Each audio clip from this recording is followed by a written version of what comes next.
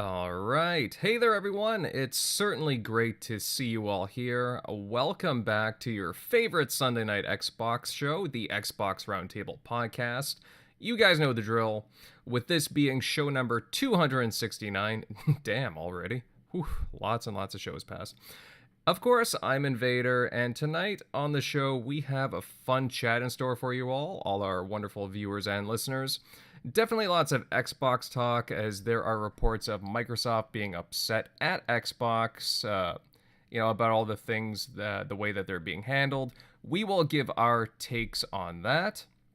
As well, despite early reports, Hi-Fi Rush is confirmed to be a success for Xbox. We will dive into all that news, plus even some Minecraft Legends talk.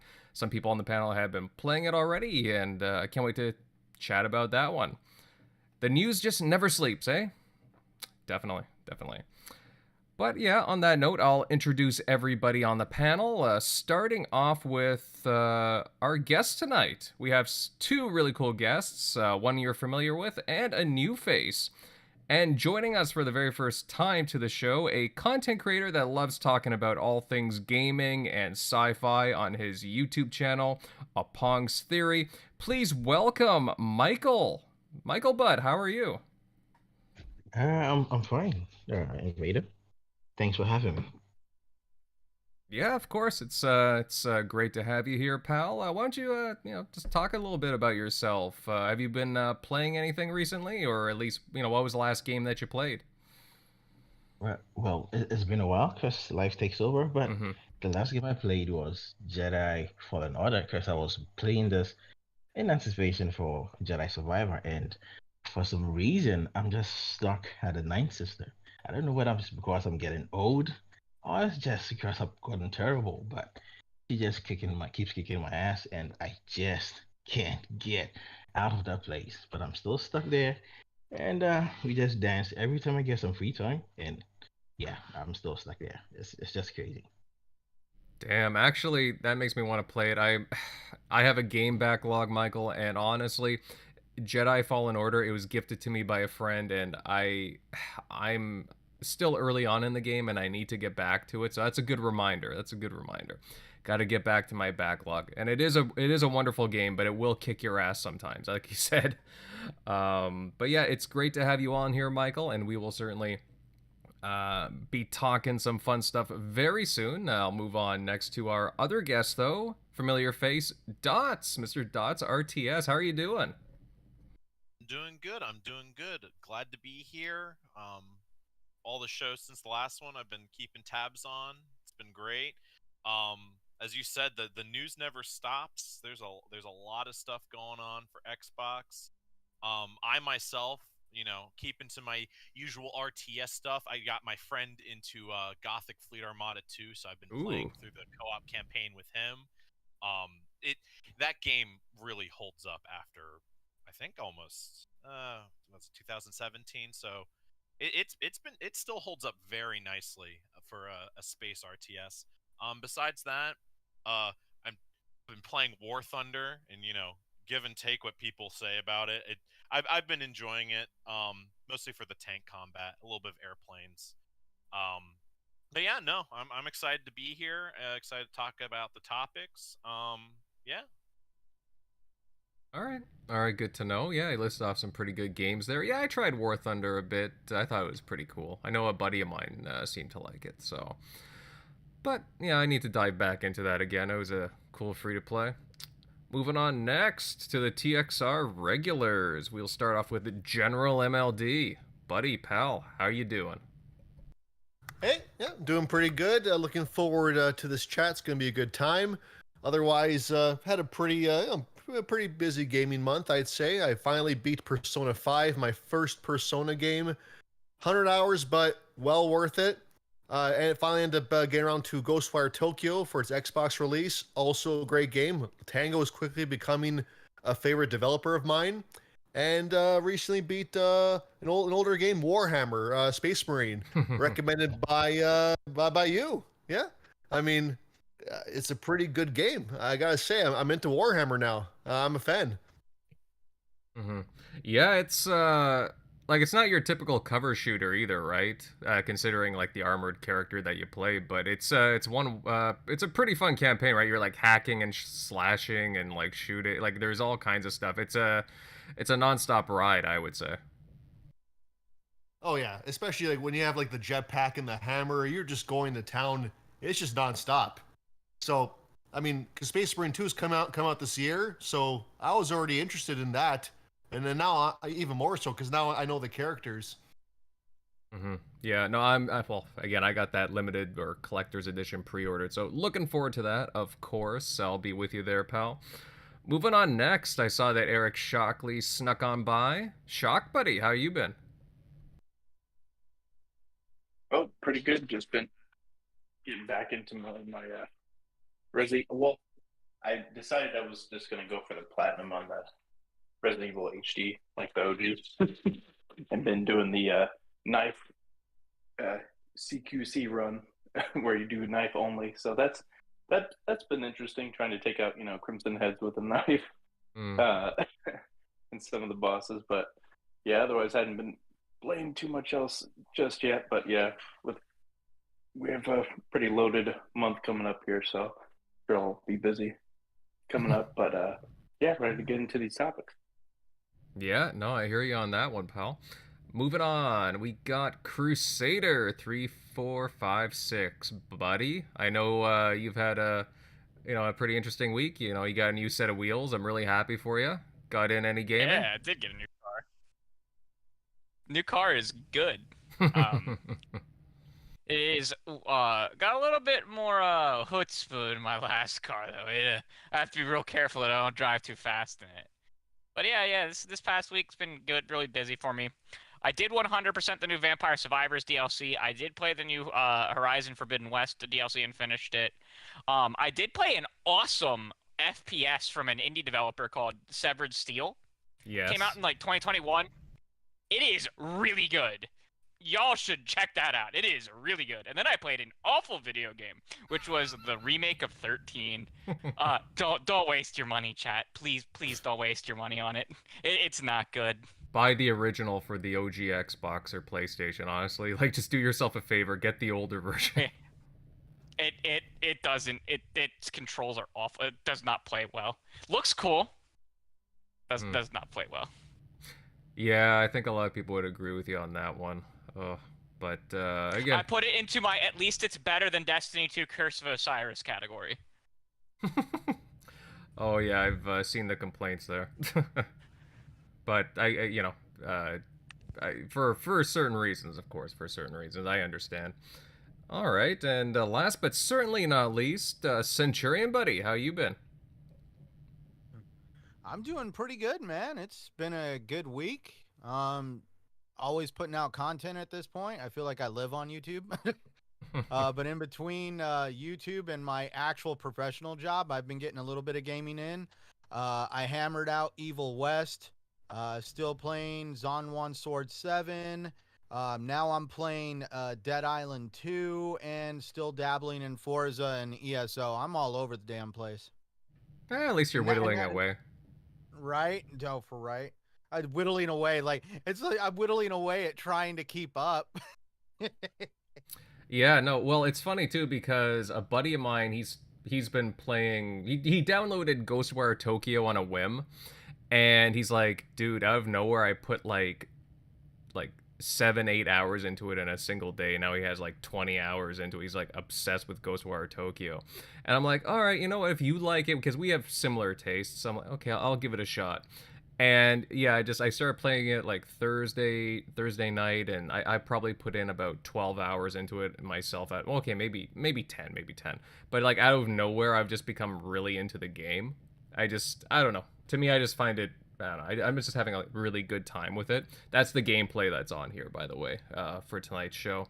But Ghostwire Tokyo just really surprised me about how much I've been enjoying it and just getting lost in it. But I need to still play Ghostwire Tokyo, but has anybody noted, like, obviously I'm going to get Star Wars because I'm just like, that's like crack to me for sci-fi. But has anybody noticed Stray Blade came out? I don't know what that is. I'm not sure what that is. Oh, dude, that game's been like it appeared at an E3 or I forget one of the shows, and it's more like I know the gameplay is more like a Souls game, and it just came out, and the game is like the actual price of the game is $35. That's the full price of the game, but they have it on sale right now for like $28.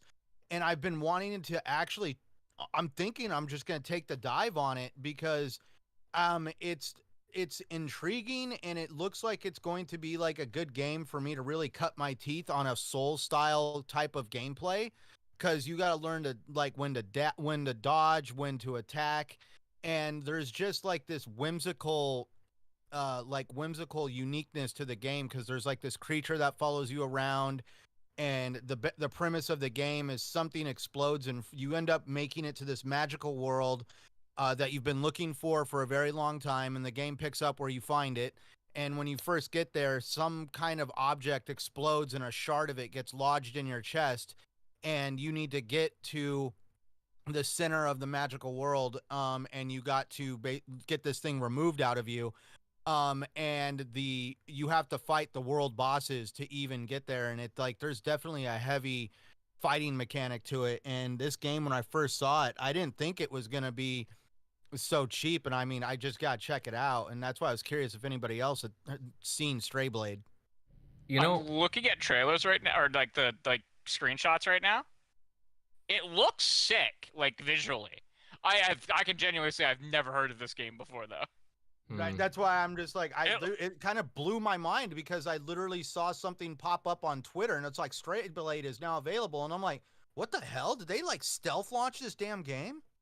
It looks like it launched back in February. Oh, this game. Okay, I think I know what it is Really? now. Blade. Let's see. I saw something that says like PC? out for Valentine's Day. Hold on, let me. Yeah, I remember this game. I remember. Oh no, it just dropped on the 20th. Yeah, I was gonna say maybe on PC, but for console it shows a completely different date, because I went and looked it up because I thought I was misreading it. Yeah, 20th. Oh, it looks like they announced it on Valentine's Day. Wait, was this like the Souls-like indie game? Yeah, and there's like a Oh. One of creature. them, yeah. There's like a creature that like reses you when you die and stuff. Okay. And you like it so far? I'm gonna buy it. I was just curious on if there's anybody else whose radar it was on. Pretty low key, yeah. It's not. I know of it now that I've had to go, look back at what it was. But yeah, I remember it. I remember the announcement and the trailer for it. But I mean, I'm on Metacritic. It says release date April 20. So it's yeah, should have had scores by now. Interesting. Well, something to look at, anyways. I'll have to look at it after the show. Yeah, guys, with the introductions out of the way, just a quick reminder to smash that like button, sub to the channel, of course. I'd love to have you all stick around, especially the new faces. Hit the bell for notifications, and you know what? Share out this episode, guys. Let everybody know that we are live now, because again, those little bell notifications, they could be, YouTube sometimes doesn't want to cooperate with it, so if you could, please send everybody a reminder on social media that we are currently live. But yeah, guys, let's move on into our first topic of the night.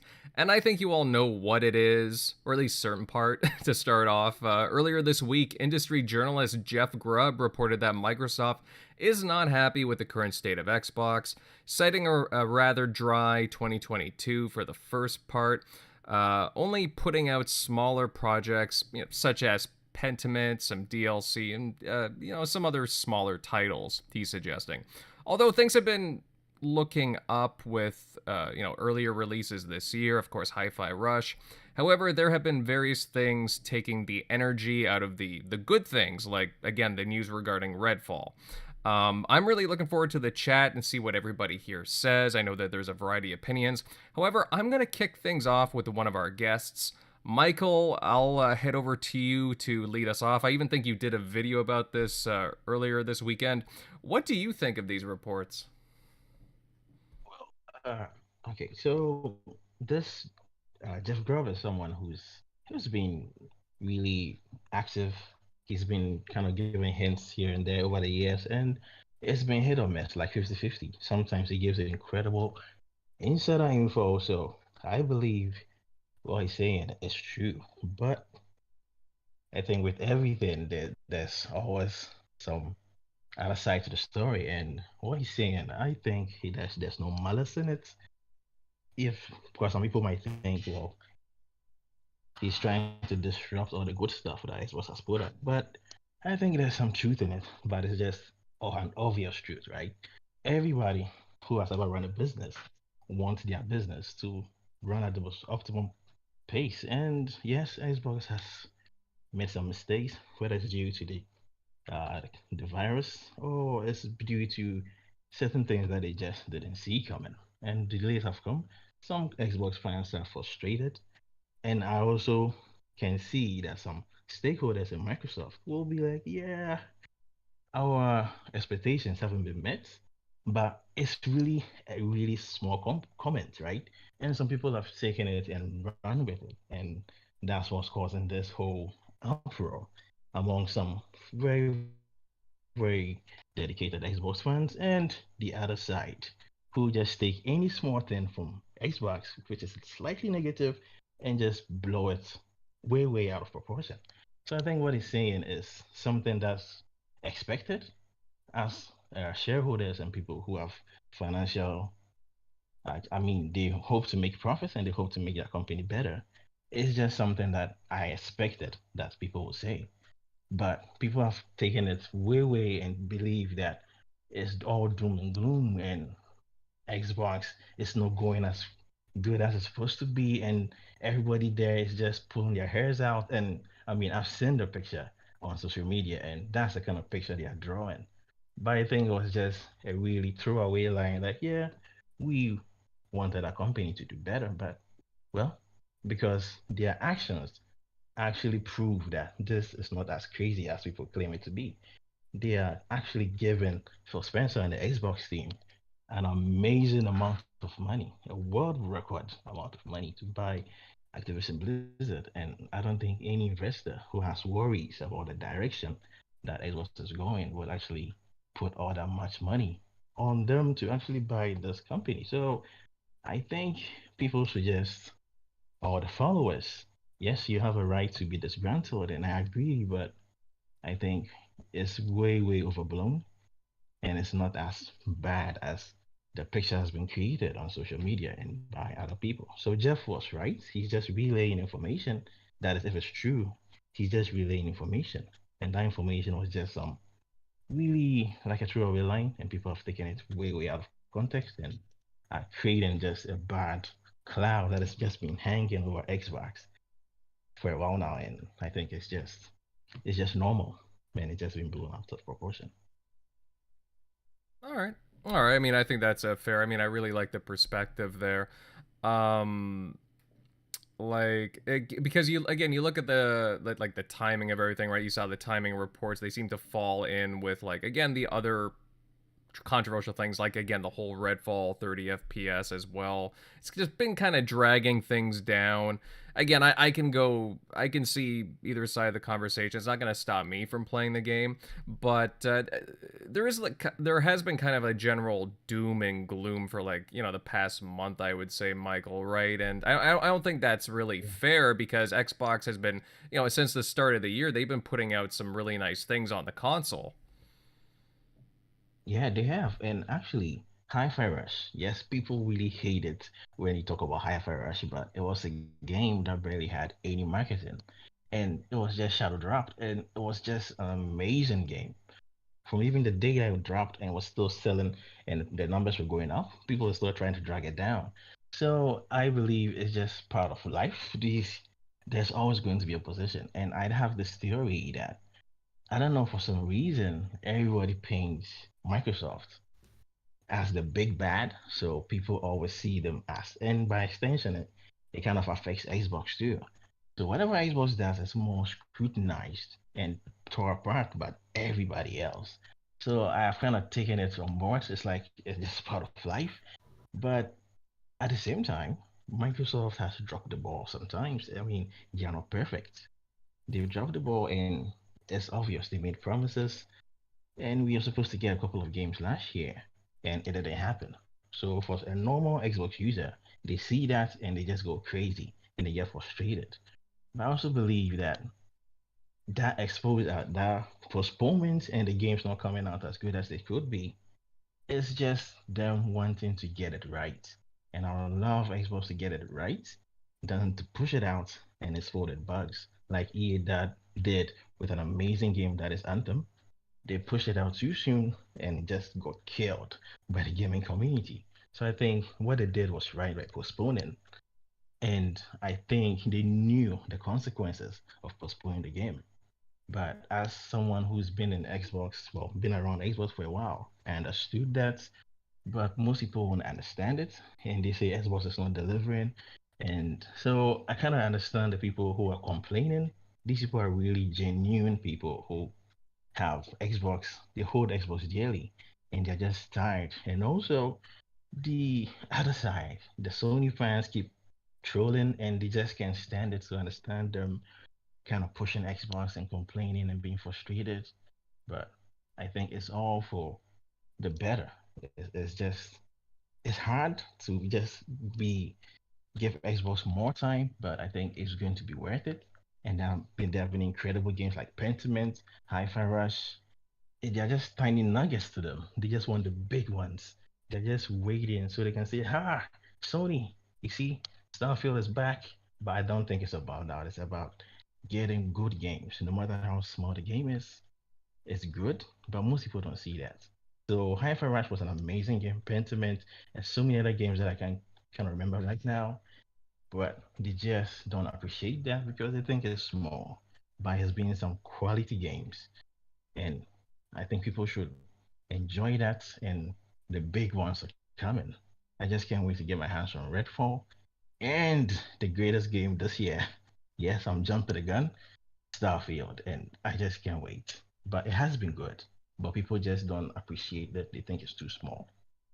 And that's fair. That's a fair statement. And honestly, I like this kind of goes into what we were talking about earlier with the Game Pass, right? And just having access to, again, that entire library, the day one games, and even look at the third party titles too. You look at games like High on Life. I wasn't planning on Yeah. playing that, but it really, I tried it and I ended up playing all the way through it. I really enjoyed it. Atomic Heart, big AAA game, Oh, and yeah. it's apparently it did very well too. It did very well, judging by some recent reports. And yeah, Wolong as well. Wolong was in there, and Yeah. we got more. We got more coming. So again, it's not just the first party, but they have a little something for everybody, and just having the ease of access there, right? Because again, you were talking about it, it's like really fantastic just to be able to have access to those titles. It's, I mean, it's just the gift that keeps on giving. Xbox and Game Pass, I don't know, but I wish I could show everybody how amazing Game Pass is to people from where I'm from, for my side of the planet in Africa and in South America, because I have friends there, and it's just changed the whole landscape. And this year, I was able to play an amazing game. It was an incredible game that took me by surprise. Atomic Heart. I saw the trailers. I thought it was like it was okay. It had some controversy hanging over it, but this game was just amazing. It was beautiful, Mm-hmm. and that was through the power of Game Pass. I wouldn't have been able to afford the game. So there are certain incredible things that have happened that just fills me with, I don't know, I just love it. Just being able to have access to these incredible games day one is just amazing. And I know millions of people appreciate it. But still, I think the main factor why people don't kind of see those games as good as they should be, I don't know, the reception is different because they are being pressured by the other side. That is the normal average Xbox follower. They just see God of War Ragnarok and the amazing games that Sony dropped, which are kind of old IPs, and they should have seen that. But it's just some kind of wanting an opportunity to say, "Ha, Xbox has dropped this AAA game," and yeah, they just want to get back at them, and they lose sight of the amazing games that are coming through the power of Xbox and Game Pass. So I understand their frustration, but if they take it slow and they realize, wow, it's true. Atomic Heart was an amazing game. Hi-Fi Rush, and so many games that I just can't think of right now. But incredible stuff have happened through Game Pass, and more is still coming. And I think the future is just going to be incredible. All right, all right. Really value your perspective there, Michael. Yeah, no, I totally see where you're coming from there. Let's see. I'll hit up somebody else here. Dots, our other guest. Like obviously, you've been looking at the different Xbox discussions going on the past, probably month and a half, right? Seeing some of this stuff. What do you think about what Jeff Grubb's reporting here? Do you agree with what Michael's saying? Because Grubb is saying that again, Microsoft isn't happy with the current state of Xbox. Again, just because of how the output was last year, hell, maybe even going into this year. But things, I mean, me personally, I think things are looking pretty decent considering. I don't know, what's your take on all this? Well, the fact that you think the Xbox talk like this has only been a month and a half is just that's just a funny concept. Wow. It's been going on a while. So Michael, I mean, that was clear and coherent, and that, I mean, you made all the good points, really. I think this is honestly, with this and with the next topic, it's the fact that someone like Jeff Grubb has that platform where one word or one phrase taken out of context, or even if it's not out of context, just the fact that he said the phrase is pushing a lot of people into a frenzy, either the pro Xbox, hey, that's not right, let's get angry, or the pro PlayStation, yeah, screw Xbox, that's the truth, Xbox is failing, we're angry at Xbox, because we're always angry at Xbox. I think that it's just this, a price of fame, and I try not to push myself too much into that kind of drama, because in reality it's one person, and I've listened to some of his videos recently to get even more context on the topics, and he comes off very well spoken. He seems like a generally okay guy. I have no qualms with him, but if he has that platform, he has to check every single thing he says, and unfortunately, like us, he's human, and so if he says something and at the time that was not the right thing to say, or he said it without thinking of potential consequences, something like this happens for both, like I said, this and the next topic. Now, I do agree that the lack of AAA games has definitely, at least of last year, has definitely been a hit. But at the same time, I think the general over focus on I don't know, the over focus on AAA games has never been an appeal to me. I just, everyone's overhyped for AAA games, and at least in recent years, I just feel it's just been overdone and over necessary, because we I mean, we've all lived through, the great years, and obviously a lot of you are older than me, but I miss 2007, man. You guys miss 2007. I miss 2007. It's because now you these AAA games are becoming overhyped, and they're becoming targets now, because they have to be perfect. Everything about them has to be perfect.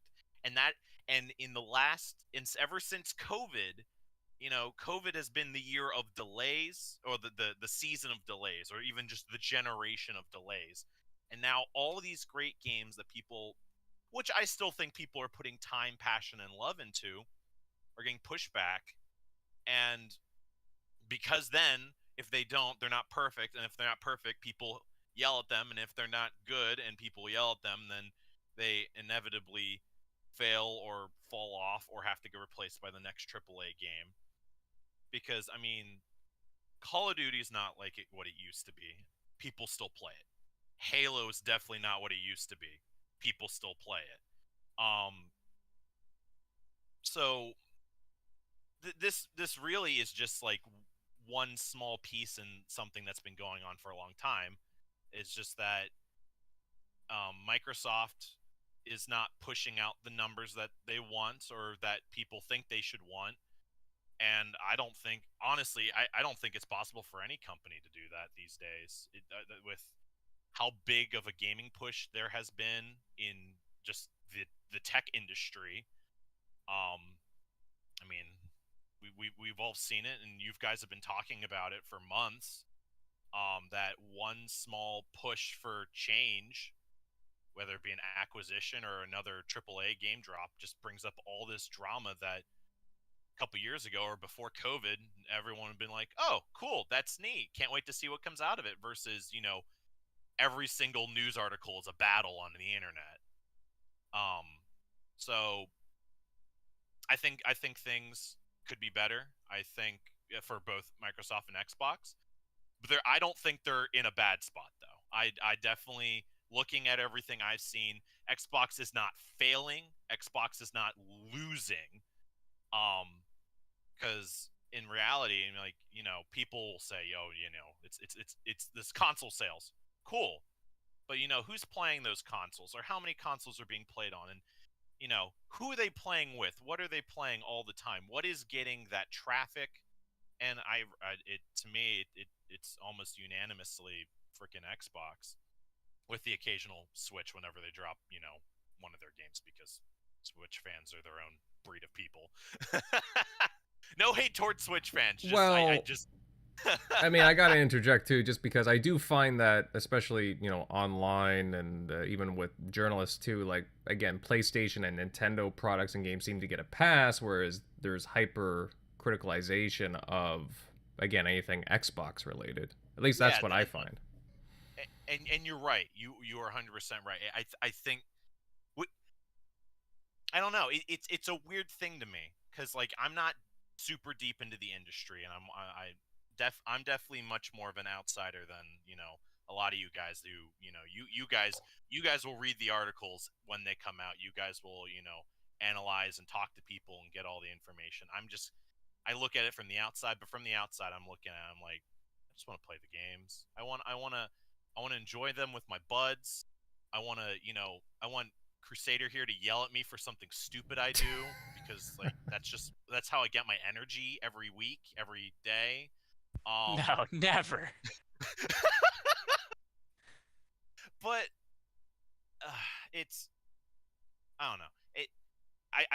I definitely feel that this push to be aggressive with any news that comes out, because there will be a day that Microsoft gets the biggest W ever, and there's going to be a war on the internet about it. Well, I'm very curious what the next week brings, and certain news drops, and how quiet certain people are going to be.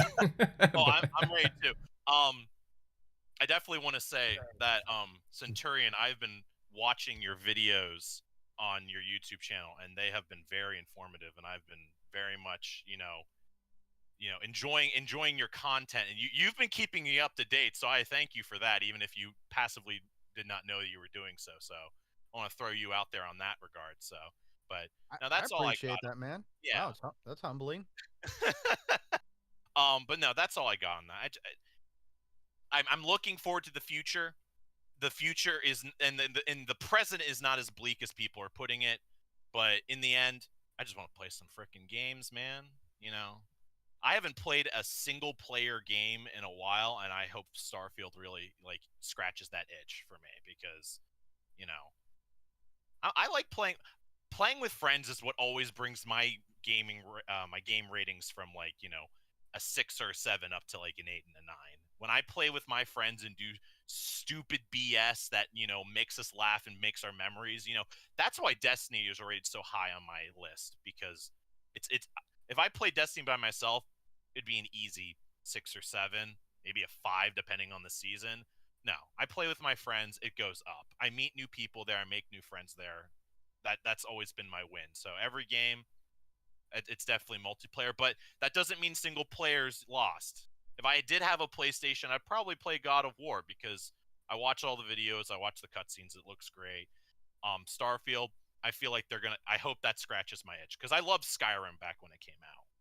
So, and I played a lot of Mass Effect because how can you be friends with Crusader without playing Mass Effect at least 3 times? So It's true, I'd have killed him. so, yeah, no, that's all I got. Sorry for the extra rant on that, but that's my take on that.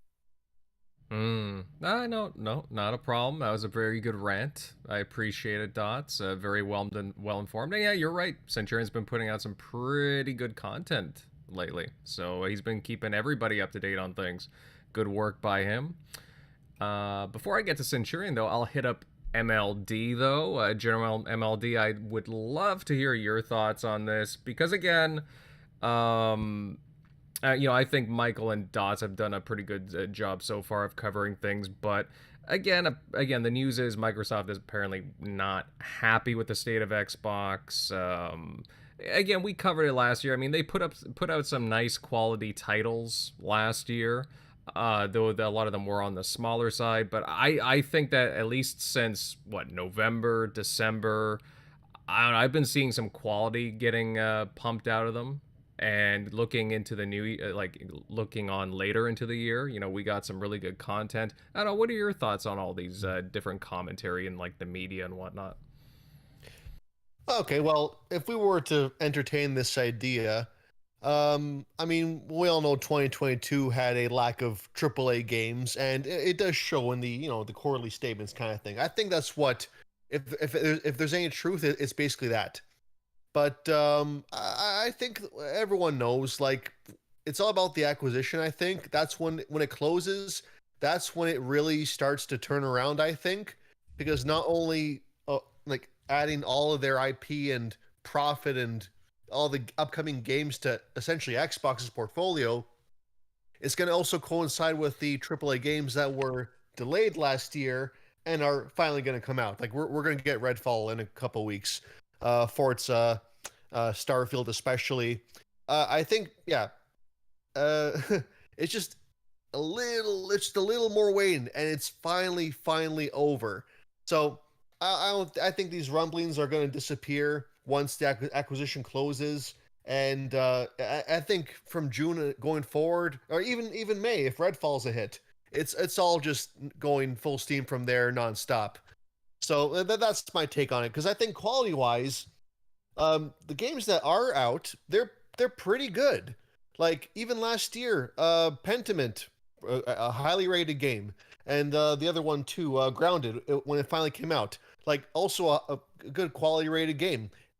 Xbox doesn't have a quality problem; they have a release schedule problem. But that's going to be a thing of the past when you have 30 plus developers. I mean, that's just basic math right there. So I think, yeah, and people do comment how Xbox has a marketing problem, and in that regard, I do agree. I think that their strategy is they're gonna do it to coincide with a major release. So I saw some pictures online with Redfall advertisements in a subway or things like that. I think it's only going to ramp up with other games, especially Starfield. If any game is going to have a mass market awareness campaign, it's going to be Starfield. They're going to have the ads, the physical location advertisements, a controller, a console bundle. I mean, I'm speculating, but I think that's all just a no-brainer. And yeah, that's when you're really going to see Xbox firing on all cylinders, especially there, if people are concerned about console sales as well. So I'm not worried. I mean, it was already mentioned, next week, the CMA is rumored to say, they're going to say their final decision, and looks like it's looking good for Xbox. This stuff will all be a memory. This stuff, the bad news, it kind of just piles on. And PlayStation fanboys, I feel like especially, they know how to do this to a science where they know just what to say and just how to make it seem bigger than it actually is. So, end of the day, this is all just kind of hearsay. That's all it is. It's all just rumors. So, and we shouldn't put too much stock into it.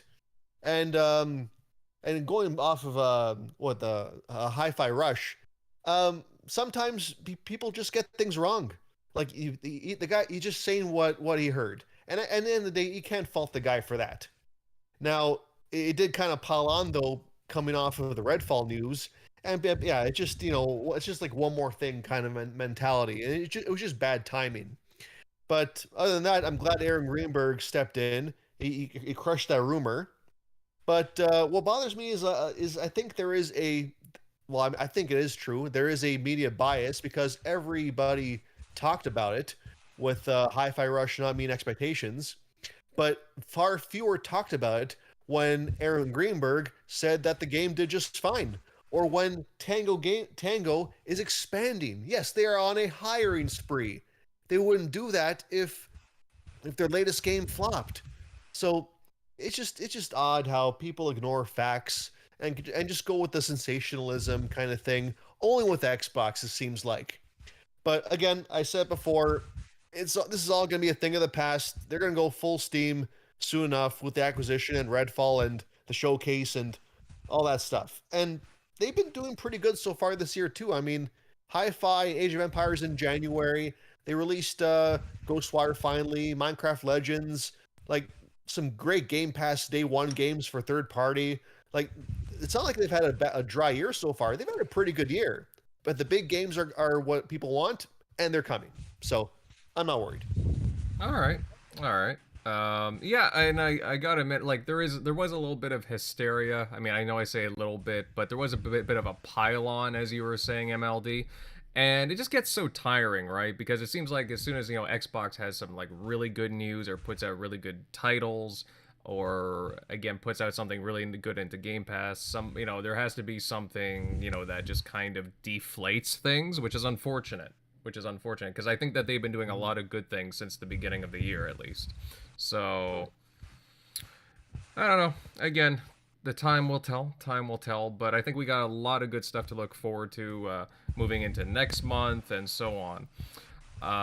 Let's see here. Shockley, buddy, I would love to hear your perspective on this. Do you agree with what the rest of the panel are saying here? Because again, the word is that Microsoft is not happy with the current state of Xbox, haven't been putting up enough AAA titles from the sounds of things.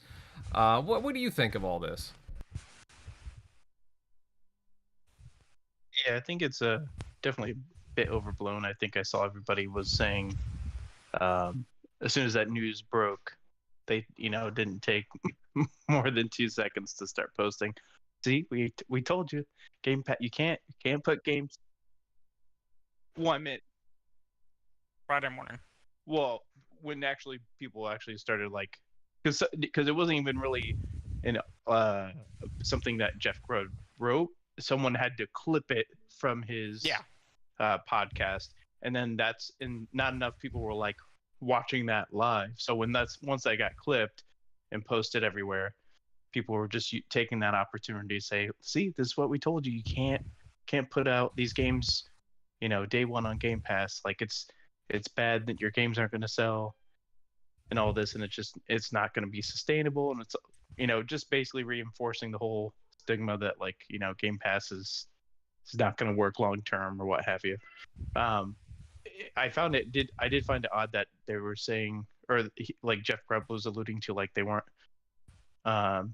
satisfied with it. I mean, obviously you're going to expect if they're expecting a ton of sales, that would be crazy to me. There's one thing to put it on digital day one, no physical launch. But to do it day one where we'd even know what it was, or we'd even know it was a thing, or, that it existed 24 hours before they dropped it. So with no marketing and no even build up to hey, this is dropping, this coming February or whenever it dropped, to hype it up. So if they were expecting sales, you can kind of do that with Metroid Prime Remastered, because guess what? The second they announce it on a shadow drop, people are going to go out there and buy it because they know what it is. They know it's, one of the best games of that generation when it came out. So people are definitely hungry for Metroid Prime. coming back to the platform. So when they did that, yeah, that sold a ton. Even without a physical copy, you can shadow drop that. You don't need any marketing for it. It's going to do it itself. Whereas Hi-Fi Rush, especially it being a more people that did try it, some people that gave it a try didn't like it because the whole rhythm combat. Sure, you could technically play and beat it without keeping a beat at all, but you're not going to enjoy it as much. But I did find it also odd looking at the Steam sales, because when you look at them, they're pretty close neck and neck with Miles Morales on Steam. Like Miles Morales on Steam has like 456 units sold, and I think Hi-Fi Rush has like 430 or so sold. So I can't see it being that much of a like a low sale. So between the two of them, obviously that's just Steam, and it's not like PC, like Windows Store, and it's not Xbox console store.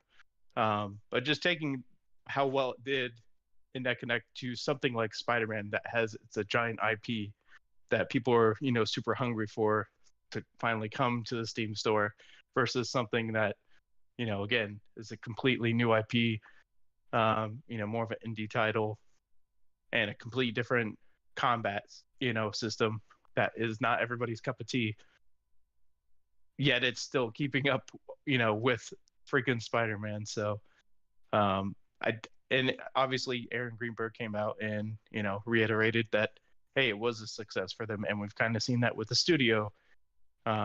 Like MLD pointed out, they wouldn't expand it. Look at the studio that with Forspoken, I'm pretty sure they're closed down now. Tango's like expanding, so obviously one's backed by Microsoft with bigger pockets.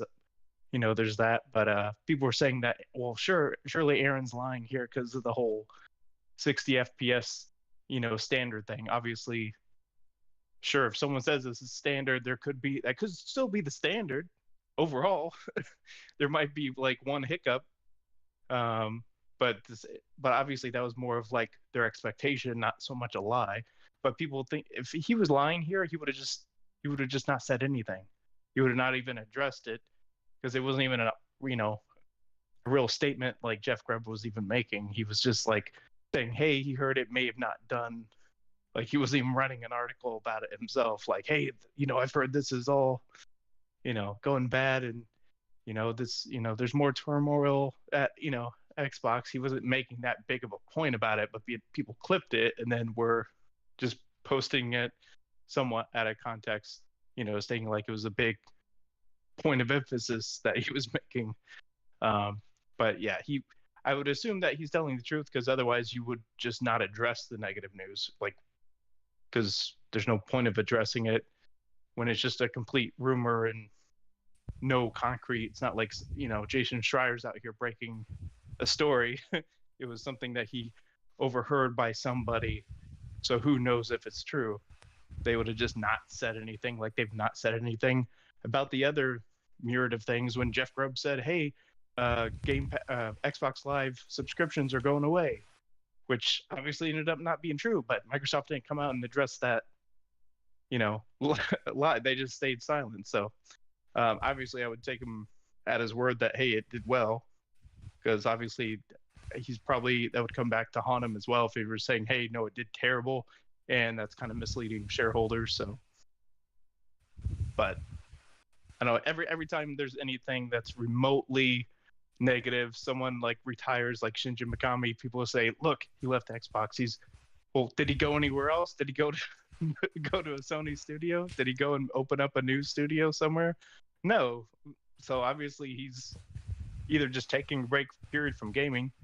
If we see him open up a new studio or joining, one of Sony studios here in the next year, sure, you might. But it doesn't look like that's the case, and he looks like he left on, launching one of a new IP as he, went out the door, helping the studio get out another successful game. So. Yeah. No, very good points there, Shockley. Man, I gotta hit up, like, I love having this panel tonight. Lots of great thoughts, lots of different perspectives. Crusader, I'll hit you up next. I mean, again, obviously we've been going through this whole, again, Microsoft is not happy with the current state of Xbox scenario here. Different things were cited. Again, what's your take on all this?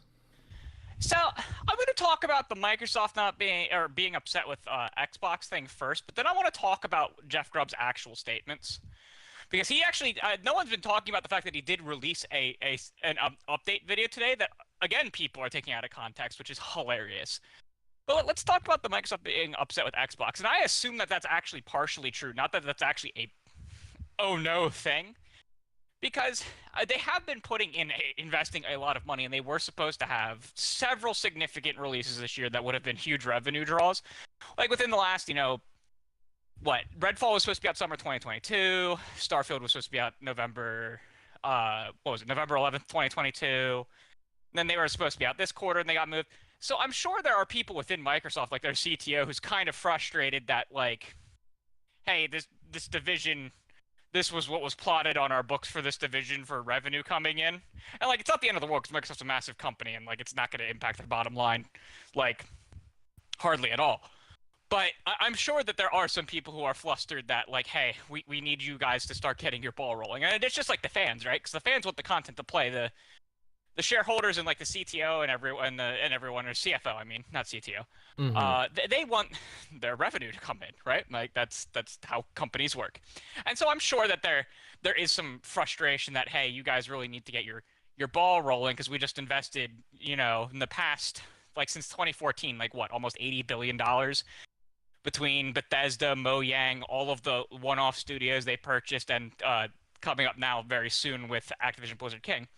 I'm sure that they do want this to get the machine to start rolling as much as fans do. So I'm sure that there is some tension inside of the company. Is it bad that there's that tension? No. Is it doom and gloom for Xbox? No. Like, it's just logically you would expect it based on their current situation, especially since PR isn't really going very strongly for them. They had some really high points with PR in late 2021. And then, then all the Halo delay stuff happened. And then in May, the Starfield and Redfall stuff delay happened. That tanked PR a bit. Then they had really good PR with the June showcase. And then their PR tanked again when those things didn't materialize as well as they had committed to fans. And so the PR being negative just kind of makes sense because there is a at least with some fans like myself, a irritated sentiment, and that just kind of snowballs. So I get the articles being written. It's going to feed the SEO, which is the search engine optimizations. Like, it's just how it is. I don't think it's a bias so much as, like, it's just how our capitalistic world is designed to operate. Outrage pushes things. And Nintendo and Sony there's plenty of things that drive outrage with them. It's just that they don't happen nearly as frequently. I mean, the most recent one with Sony was the whole when Tom Henderson leaked that I forget, what is it, Project something or other, the stupid handheld that's like only remote play. Oh, yeah, that took over the news, and the people were railing on him because it sucks. It's terrible. The concept, if as reported by Tom Henderson is true, is terrible, right? And so it's just that Xbox is not in a strong PR place, so more negative is a kind of about them like a fog. And if they get the ball, like I said, if they had gotten like Starfield out like in the last 2 quarters like they had promised, I don't think that like the cloud would be nearly as thick, and the search engine, the SEO, the search engine optimization wouldn't be as strong towards negative articles. It's just how it is. This is how the internet works. But I want to talk about Jeff Grubb's thing with Hi-Fi Rush, because we actually learned a lot. People aren't talking about what we learned. Sure. All right, and I think it's very important. Number one, Jeff Grubb originally had said it didn't make the money it needed to. He came out today and clarified that he never should have used the word needed. He is certain, and he reiterated that video, he is certain it did not in revenue as a game in an insular concept. It did not make in revenue what it took to produce the game. Now, we wouldn't really expect that necessarily because of Game Pass, right? Game Pass will cannibalize its sales. And part of what it produces as a value to the Microsoft corporation is not just direct sales anymore. It is being on the Game Pass. And his whole conversation was about, hey, like in the original show was, hey, this didn't make what a game typically would need to make to be considered a success. So what does Microsoft consider a success? He was saying that. He was like, was Hi-Fi Rush a success for them? You know, and people took that singular insular clip of him saying it didn't make what it needed to and went wild with it, right? Because he either should have said it and he said this in his video today, that he should have said it made, you know, money up here, but the amount of cost was a little bit higher than that. And, you know, that's fine. What we did learn was that if he is certain that it made less in revenue from direct sales than it did to cost to produce the game, and we take Aaron Greenberg at his word that by every single metric that they measure for their games, that Hi-Fi Rush was above and beyond what they expected, then we know that they aren't expecting the game's direct sales to actually recoup the cost of the game anymore. That is actually something very important that we learned today. Now, we only really learned that for smaller games, right? And that's assuming that both people are telling the truth. With Jeff, I genuinely, having watched basically every one of his shows for the last few years, because I usually try to correct people, because Jeff does sometimes throw in a word that he shouldn't, and then like I'll message him and be like, hey, did you mean this? And I will go and correct people on post being like, no, I have screenshot proof that Jeff was like, oh shit, no, I shouldn't have inserted that singular word. No, that is not what I meant, right? Because it's not like he has a script. It's not like we have a script on this show. He speaks off the cuff, and throwing in singular words like the word need can throw off the entire meaning of the context of what he's trying to convey. It happens to us on this show. Yeah, to be fair, right? Yeah. I mean, he did he did misword it. And yeah, we do get caught up in it, like even ourselves, and you're correct. Not to interrupt at all. But it's just it's interesting metrics though, as you said. Yes. And he did reiterate in his video today that he is certain that it's that the revenues it brought in as a game of itself did not match what it made to make the game. But we have seen, you know, we saw Aaron come out and say the game was successful by every metric we measure. Well, that tells us a little bit. That gives us some rare insight, assuming we can believe both people, rare insight into, you know, how they are actually looking at the games and like how they are determining success, because it does mean that they are highly weighting the subscribers on Game Pass and the engagement on Game Pass for these kind of things. And even before that, I was like, well, this could have been a game of telephone where Jeff heard where like between Jeff and his contact and whatever his contact's information was, whether they were a secondhand source already or things like that, that we could have had little bits of details lost, like, oh, you know, Hi-Fi Rush was well beyond like every metric they had ever expected it to be, but because it went beyond all those metrics, maybe they thought that it would push, like they adjusted some expectations for it after the fact, like after it came out the gate hot, after everyone was praising it, and they were like, okay, well, maybe it'll drive console sales up a bit more, or maybe it'll drive Game Pass subscriptions up more than we had previously planned. And then, oh, it didn't quite meet those expectations as a game on its own, because, I mean, it's a $40 game. Like, and maybe they over-analyzed internally what that success could do, and that kind of concept was also lost in translation. There's lots of things that when you're playing a game of telephone on the internet as someone who is kind of deep into the leak community, right? You have to look at and question, and that's why, I mean, this was like a 10-second part of a much, much longer conversation where he was basically saying that, like, hey, Microsoft is, from what he understands, their big plan is to release a bunch of large kind of cash cow money grabbing games that kind of they're like the multiplayer big, like your Call of Duties, what Halo Infinite was supposed to be, and things like that, that kind of subsidize some of the other content that they're making, because they need to make the like a variety of single player content in different genres and experimental stuff for the Game Pass concept to work, which kind of acts as a feedback loop into the ecosystem to sell more of those large scale games and sell more of the smaller, more experimental stuff that they're doing. And he was like, at this point, Microsoft's a little frustrated because the one game that was supposed to kind of do that for them right now is not doing that for them. That was Halo Infinite. Like if you watch the entire thing, that there was a much larger focus on Halo Infinite not doing what it needs to be doing than there was like Hi-Fi Rush or anything else, right? And he even commented today that the entire talk that they were doing, they were excluding Activision Blizzard King for a reason, because it's not set in stone yet that they will be there.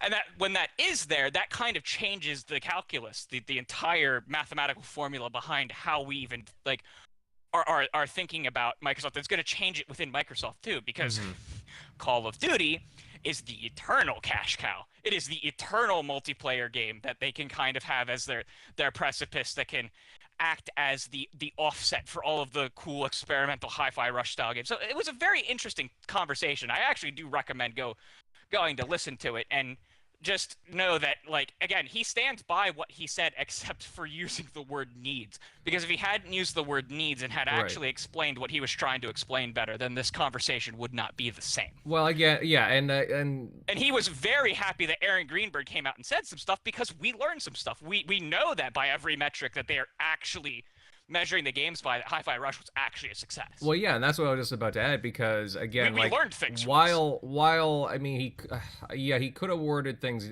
better, and again, as a journalist and somebody who a lot of people pick up on, right? Because people are looking for sound clips, audio clips, right, of anything, right, to put onto shows, podcasts, he needs to be more careful. No, but I understand. Right? But like you said, again, even for us, people can take things off context. That being said, we learned some things, because again, Aaron Greenberg chimed in, and hey, he was talking about the metrics, and to them it was a full-blown success.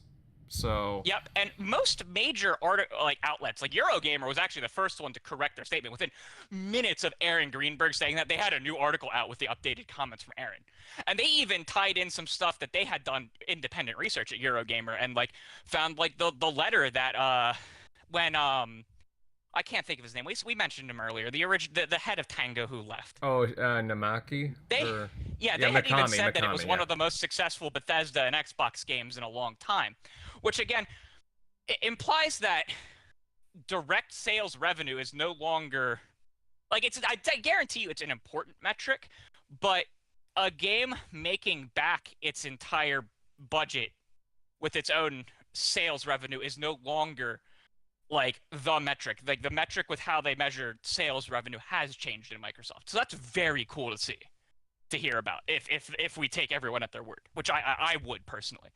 GameSpot, on the other hand, was still retweeting their article from, was Friday morning or was it Thursday morning? Oh, yeah, I did notice that, yeah.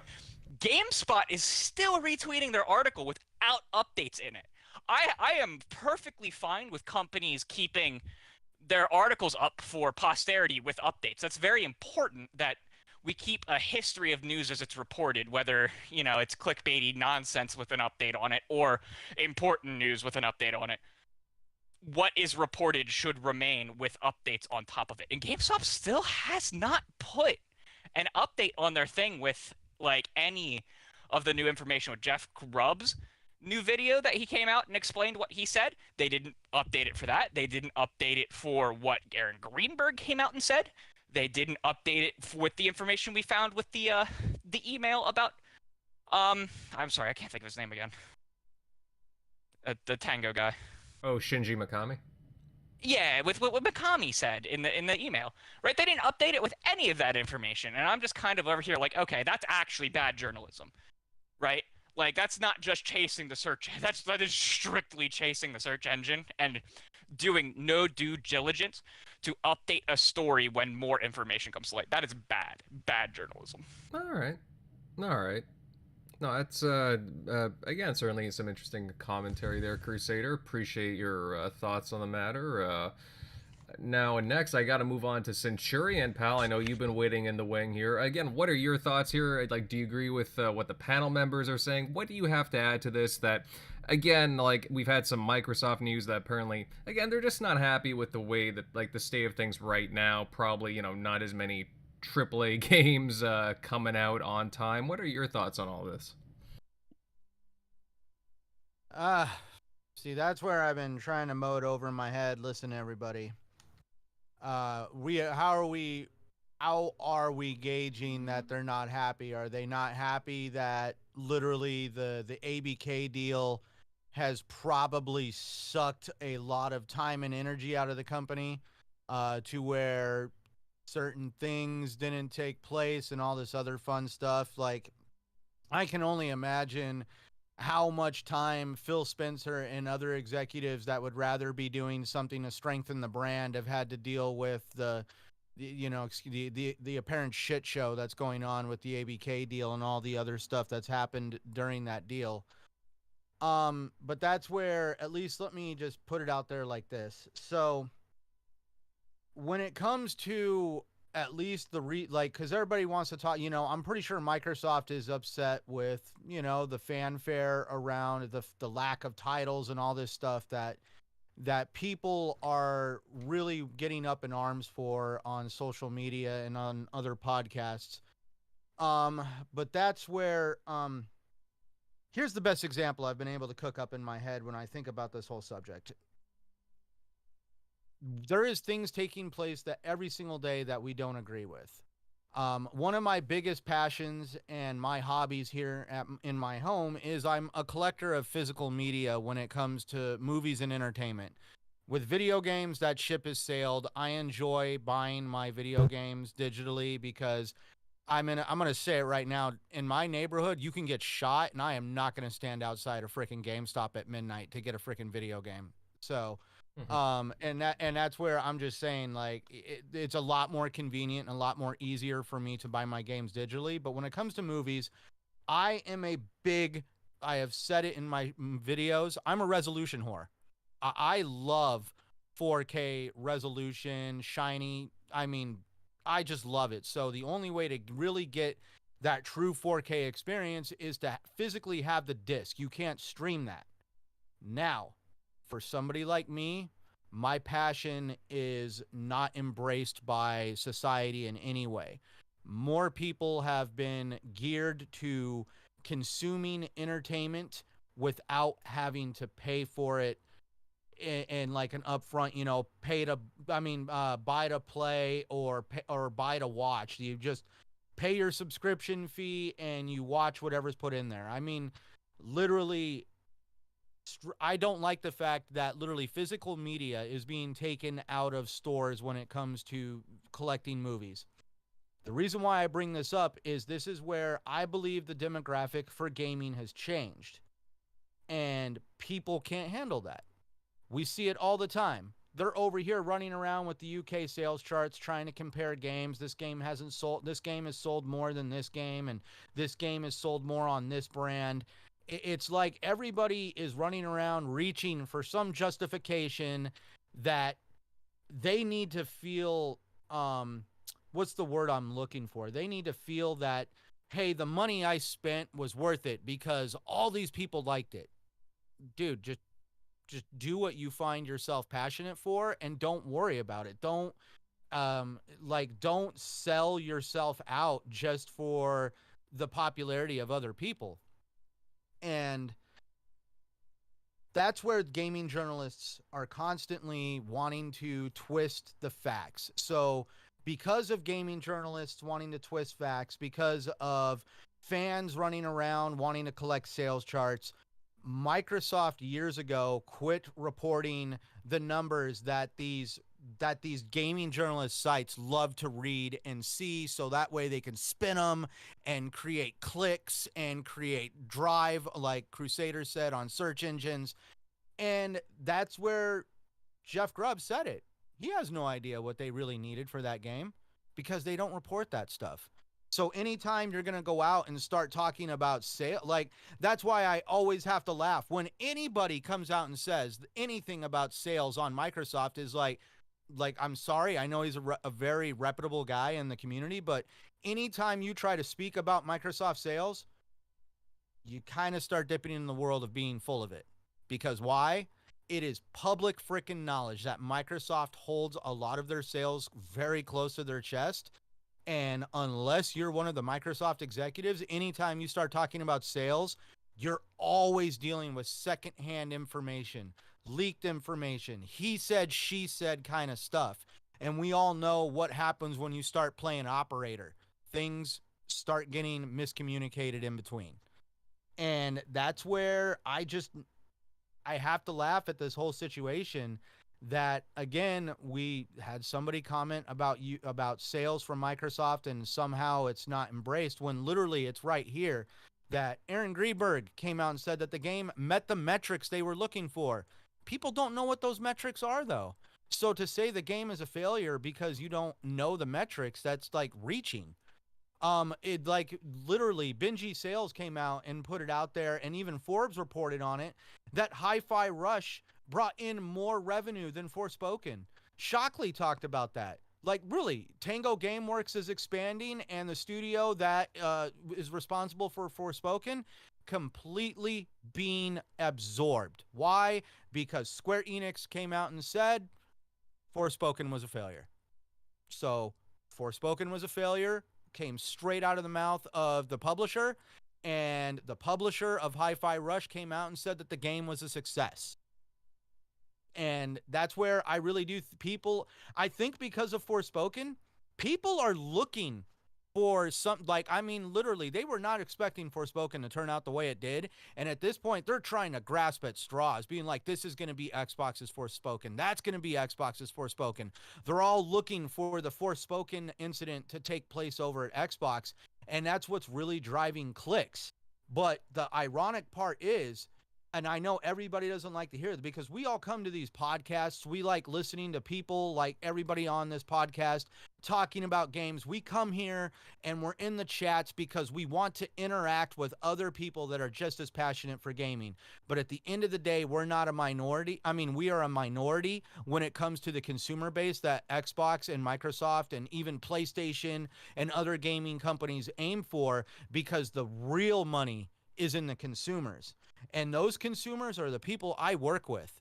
I literally just last week had a guy run up to me at work because he knows what I do do right here on YouTube, and he's over here showing me the games that are coming to Game Pass, like that big announcement with like Redfall and all the games that are going to end, like the last 2 weeks of April's games and the first 2 weeks of May's games. He's excited as all get out. And that's the consumer that Xbox is really aiming for. The person that does not sit and dedicate a large amount of their time to get the facts. They are trying to get the consumer that doesn't either have the time or doesn't even care enough to do it. They're just passionate to be playing whatever damn game gets put in their hand.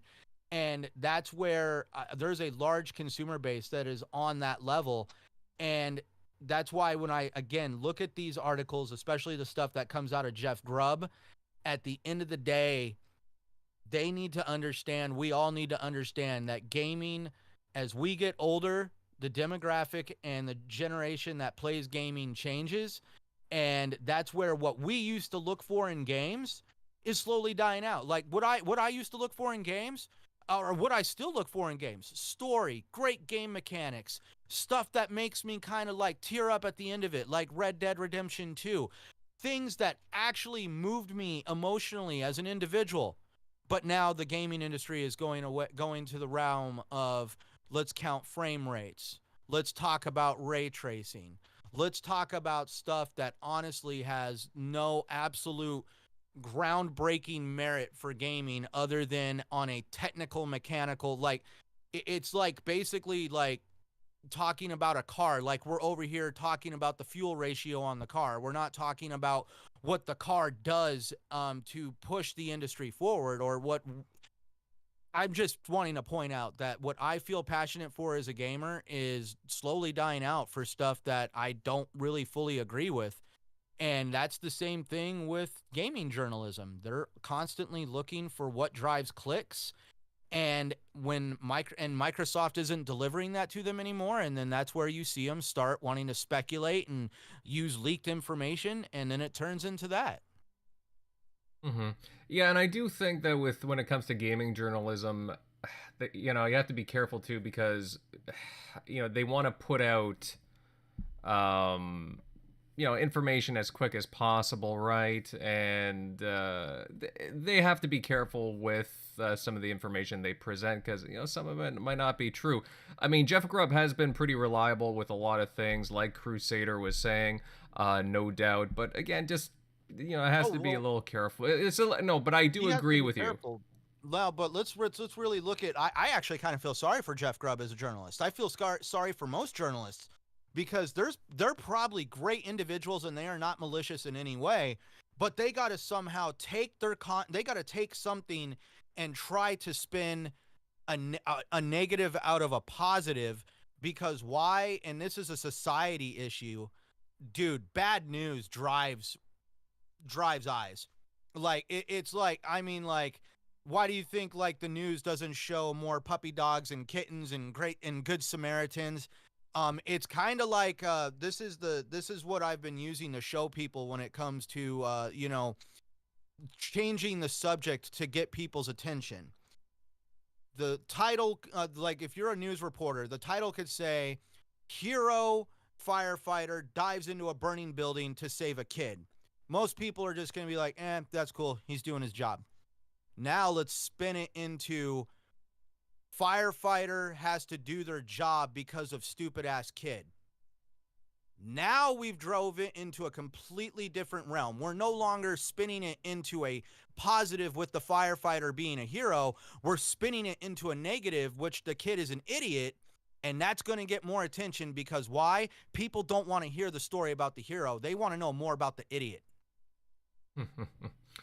Yeah, I mean, again, just a cautionary tale of being, careful what you put out. And, I think there is a lot to learn from this. And again, either way, guys, I mean, when it comes to just the overall grand story of, Microsoft kind of being upset with, like, Xbox, I think a lot of people just kind of knew that it was going to be a bit of a long haul. I mean, obviously, with the way that Xbox is doing things, we all knew that stuff was getting pushed back. I mean, Sony has stuff that got pushed back. Granted, their structure, they've been putting out stuff a little more consistently.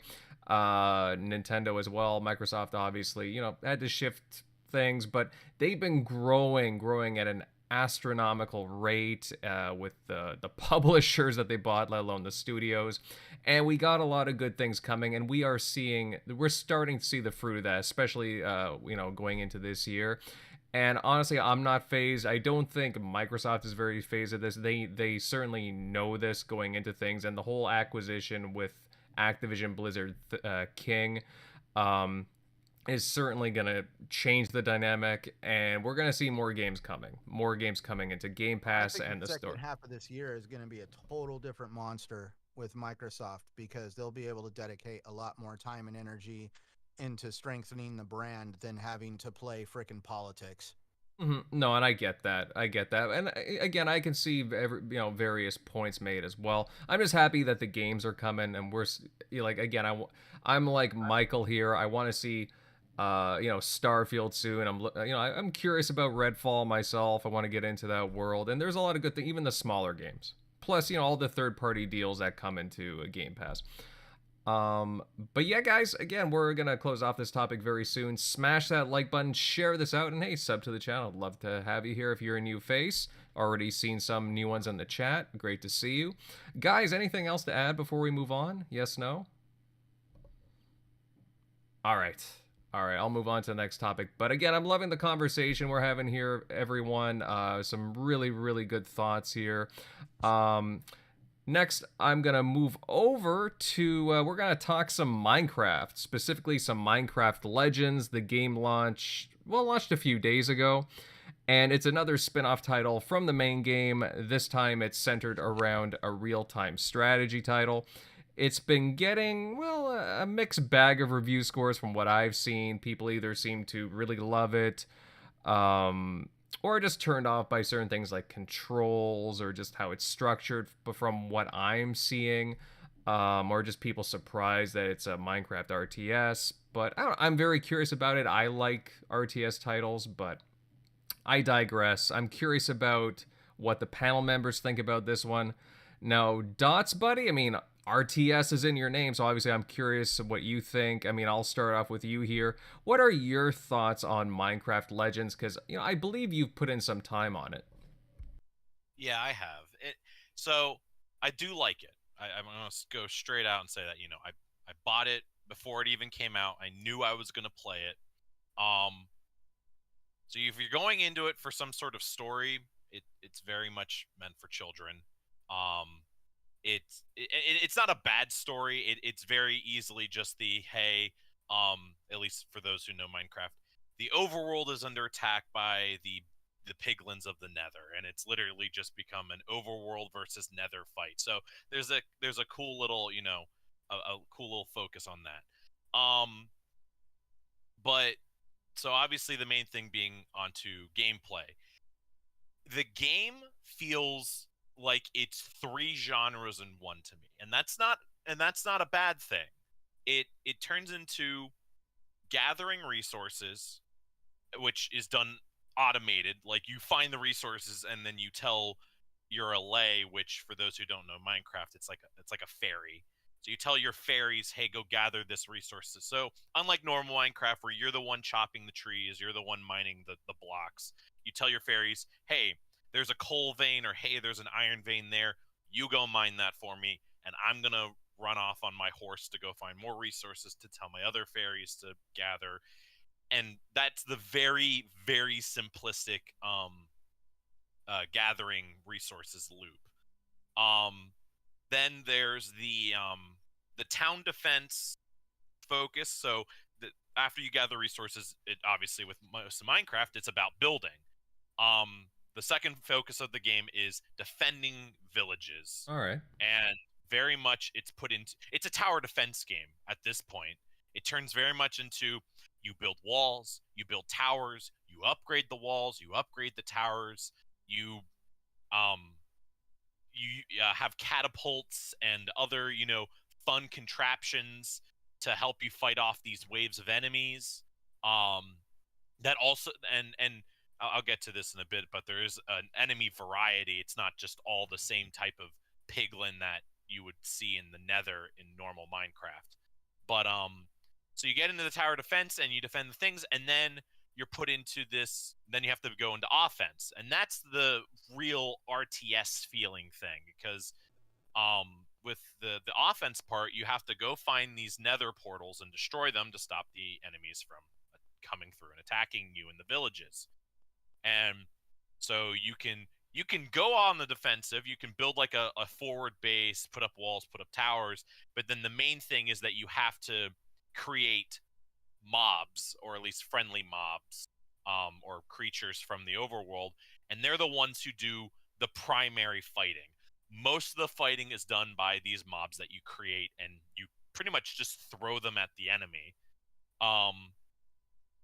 So it's very small key in the RTS. It's nothing like Age of Empires. It's nothing like Halo Wars. It's definitely its own take on an RTS, simply because of, I won't say simplicity. It is not some, like, and some people might argue with me on this, but to me, it didn't feel very brain dead. I definitely, there were moments where I wasn't thinking that hard. And I was like, okay, cool, I can make creepers. I'm just going to keep making creepers and throwing creepers at this problem until the problem doesn't exist anymore. So, but then if you win, then it goes back. It's like, you need to gather more resources. Oh, your town's it's going to be under attack by the next day. So that's kind of the loop.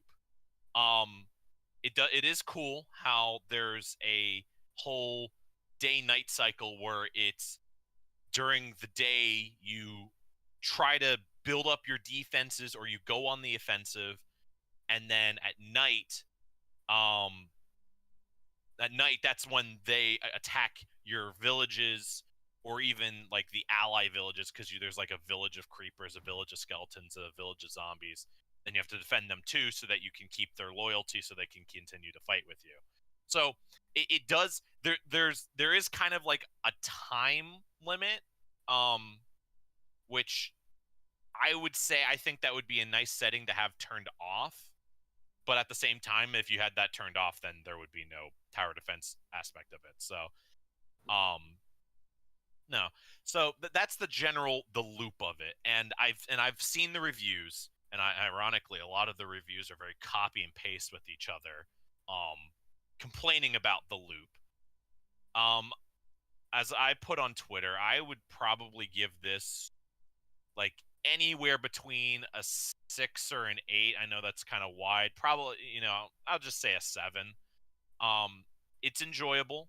It's very much a less stressful RTS, because if you've played, even in playing against AI, if you played against normal, Age of Empires, StarCraft, it can get challenging. This one's definitely a lot less stressful in that regard. I have not played multiplayer. I think this game would be it probably is a blast in multiplayer. And that's also, and I've seen that in the reviews too. I've seen people posting that they play it with their sons and daughters. This is very much this is a very good generational gap of, hey, my kid likes Minecraft.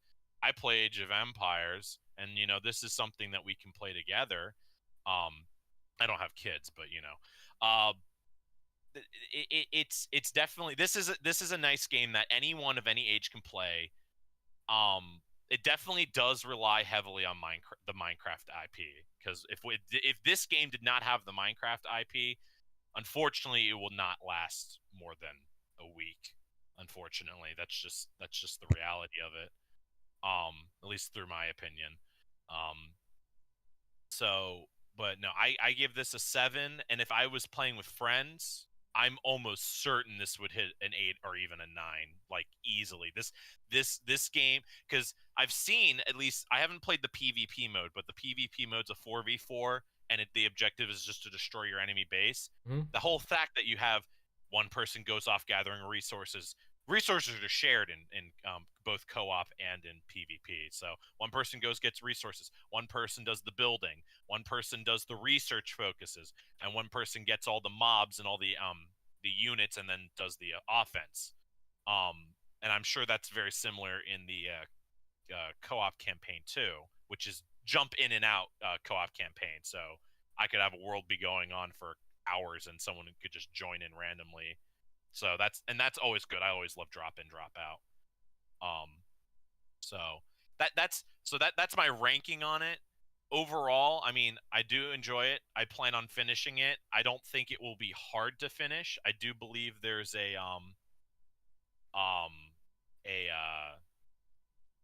legendary difficulty that you get access to after you beat the game. At least there's an achievement for it, so that's what I saw. Oh yeah. Pyro M just put about the challenge maps. They're putting out challenge maps for co-op stuff. I've not done that yet, but it is free to grab. I have grabbed it. I do plan on trying to play that with either randos or friends who own the game.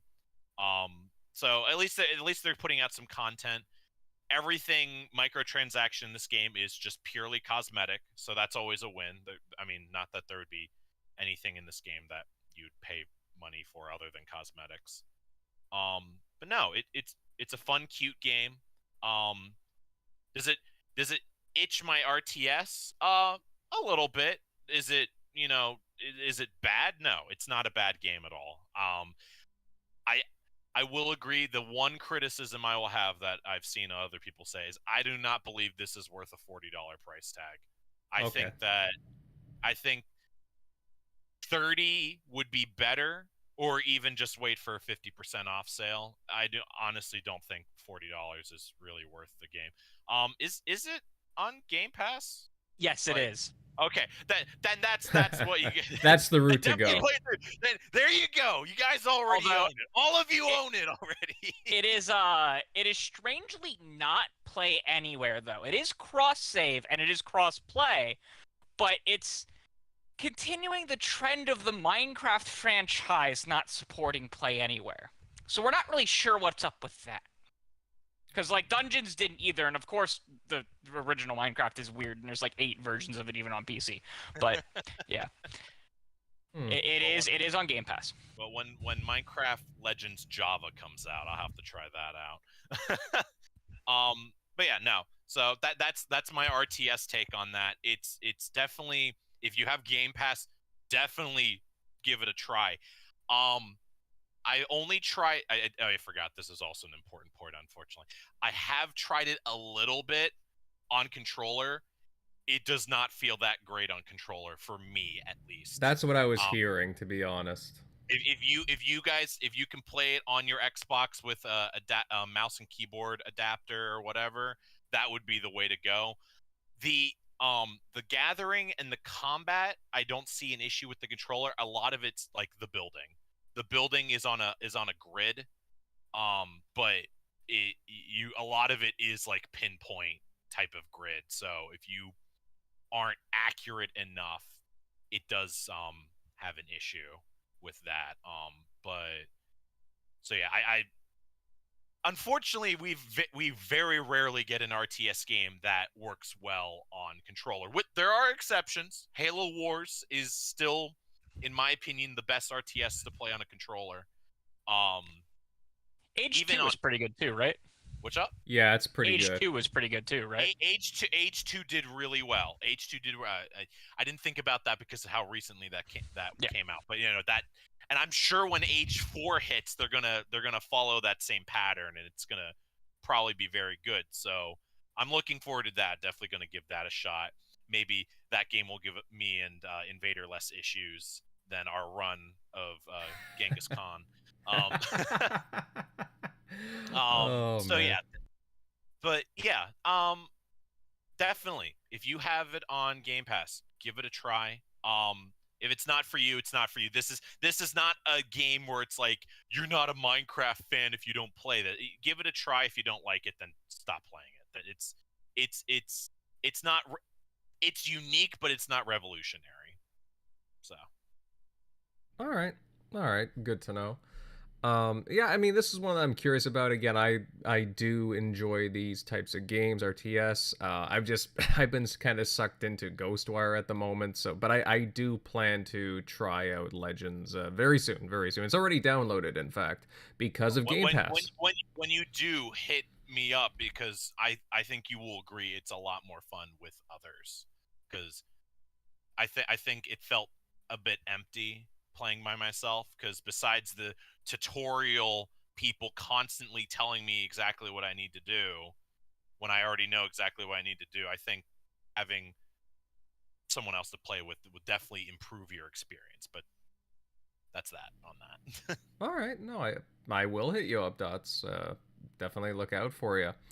Now, moving on to someone else, Michael, I mean, I know that you haven't had a lot of time to game recently, as you've said, but saying that, though, is Minecraft Legends something that you're looking forward to trying out soon? Are you, like, a fan of strategy games at all?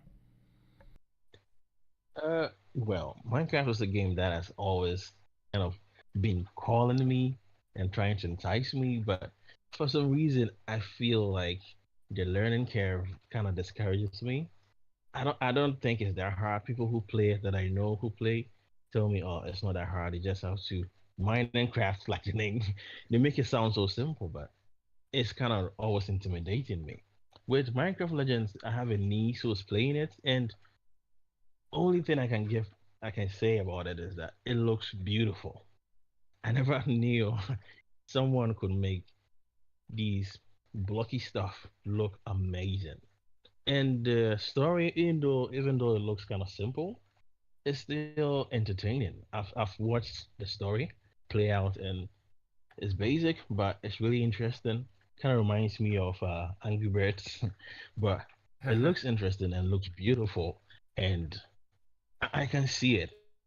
And this time around, I'm going to try it for once. That's how good it looks, and that's how interesting it is that it's going to get me to try Minecraft Legends as soon as possible. And yeah, powered by Game Pass. Mm-hmm. I do suggest trying out Dungeons as well. It actually is a really nice, colorful, detailed, fun game. I highly suggest it's, again, with its name, it's a, dungeon crawler. It's fun. I highly suggest it. I have seen that, Mm-hmm. and even has some ray tracing, but I don't know. It always seems intimidating, right? It feels like there's so many things to keep track of, and I've seen stints about it, but I don't know. Maybe I'm just exaggerating, and it's not that complex. But that's It's one thing that stopped me from playing Minecraft. from Minecraft itself or Minecraft dungeons? itself, in general. Oh, okay. Minecraft. I mean, okay, the main line game, Minecraft, I'm like, I don't play Minecraft. It's not my cup of tea personally, even though a lot of people are addicted to those colorful blocks. But I can definitely vouch for Dungeons. It is a very fun dungeon crawler game. And I'm like you. I'm curious. I'm curious about this game. I don't think that it would be very. Like a lot of these games have decent tutorials, and I don't think that the learning curve is too bad. Especially because these games tend to skew a little on the younger side as well. So I don't know. I say give it a shot personally. I know I'm gonna try it. So, hey, Mike, maybe one of these times when you're free, we can play. It'd probably be a good time. It is 4-player yeah. co-op, so you can get a whole squad going on that. Is this for? Sorry, is that for Legends or? Oh, for Legends, unless you were talking about Dungeons. Oh, Dungeon. I think Yeah. Dungeons is also 4-player. It's at least 2, but I think it's 4. It is 4. It's a great game. Yeah. Like, I played a lot of that back when it came out. Mm-hmm. It is, if you haven't played a dungeon crawling ARPG before, it is like baby's first dungeon crawling ARPG. It's really fun. Don't expect the depth of something like Diablo or Pillars of Eternity or Wolfenstein or anything like that. But it is very, very fun for how quick and easy it is to just pick up. I loved Dungeons when I played it. Yeah. No. So did I. So. Yeah, no, I'm with you there, Mike. I'm definitely going to be trying it soon. So, I can't wait to hear what your thoughts are on it. I mean, you, like myself, whenever we get the time for it, I'm squeezing into, again, Ghostwire right now. So I totally understand what you mean. Let's see, General MLD Pal. I mean, obviously we're talking about Minecraft Legends here. I mean, I don't think you've had adequate time to try it out just yet. I mean, you can correct me on that, but is this something that you're looking to try out at all? I haven't played it yet, and to be honest, I was pretty big on RTS games back in the day. Like I played a lot of StarCraft, but I think on console, Halo Wars, I don't think anything will be better than Halo Wars in my opinion. But I do see with this game, Legends, a lot of like similarities to say Dungeons, where it's kind of like a entry level point into the genre. It's not like a hardcore kind of experience, and I think that's where the game's going to shine the most. Because and I think because both games got reviews like a Metacritic in like the low 70s, right? But Minecraft Dungeons has since grown and added so much content since. It is a completely different game now, I find, in terms of content. And I think with Legends, some reviewers say a similar thing, but I think the content is only going to grow too with time. And yeah, I mean, if you're into that thing, especially with the co-op and multiplayer, I say go for it. It is a good entry point, especially if you're a console player. So like the more complicated RTS games like Age of Empires 2, if that may be a little intimidating, then this game is up your alley. So I do respect it for what it is. All right. Good to know. Let's see. Moving on. Shockley, buddy. Eric, I don't know. What are your thoughts on Minecraft Legends? Is this a game that you're playing right now, or are you planning on it, or are you planning on skipping it?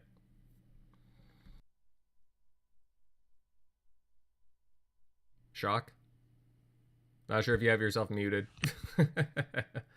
Yeah, my bad. Oh, there you are. I don't have any interest in it, But I mean, I haven't really played any Minecraft ever, or like what was the last spin-off? I think I jumped in it for 2 seconds for some Microsoft rewards points that were worthwhile for like 2 seconds. But and I've seen some of the gameplay. Yeah, just don't. I have too many other things to play that it's not like deep enough, and also like the look of it. I'm just not really into. But if you've grown up with Minecraft and played the shit out of that, and then the spin-off probably seem more appealing with the characters and world that you're may have spent like thousands of hours in. So but it seems to be good with doing well with the people that are into the IP, so or into that type of game as well, somewhat. But yeah, I mean, overall, looks like it reviewed pretty well. It wasn't like a 90s or like high mid 80s, but looks like it's doing a decent enough. But yeah, good thing that it's in Game Pass for more people to try out, since it is kind of like a newer, not new IP, but like spin off from that from Minecraft. So, but that's the great thing with Game Pass. Allows some of these studios or things like Mojang to branch out and do different things with Minecraft that maybe they wouldn't get greenlit on its own, for a $40 game if it didn't have that ability to like kind of not grassroots, but like kind of like appeal and kind of build up like a following, or build up, get it, allowing more gamers to try it and ease in, and then purchase it if they want to, continue. So that's definitely another great thing with the Game Pass and what they're letting some of these studios do. Hey, you got a cool idea that might not be like some brand new, AAA like game, but hey, it's like I like what we've seen with Hi-Fi Rush. Maybe that doesn't get fully greenlit all the way to to release without a Game Pass. So so it looked like that's just kind of another one in these line, and if they can pump out some of these games a little bit quicker, then coming up with whatever Mojang, if they're ever even thinking about moving on from, or not moving on from Minecraft, but hey, what's your next thing, kind of like we saw with Bungie with Halo, and then they went made Destiny. So but yeah, overall looks like good report from all around. So, but happy for the people that enjoy it. But yeah, I definitely don't have any interest in. I got way too much to play that I have more interest in. So. No, and I'm with you on that. I mean, I'm not the biggest Minecraft guy there, but at the same time, I mean, I do like the experimentation that they're doing with the IP, and I do think that a lot of it, does make sense too. I mean, I do kind of like it. I mean, hell, they even had a what was it, Minecraft story mode. I mean, obviously that was before the I don't think, yeah, I think it was before the Microsoft purchase of Mojang.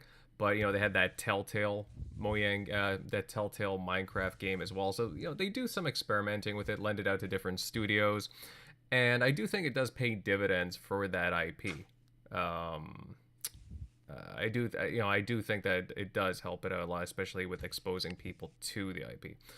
Now, Crusader Pal, now I'm not sure if you've been playing the game at all. I mean, I know like there's no Mass Effect characters in there, unfortunately. That's just fun fact. There is actually a Mass Effect skin pack for the Minecraft like Windows 10 / Xbox version that I do own.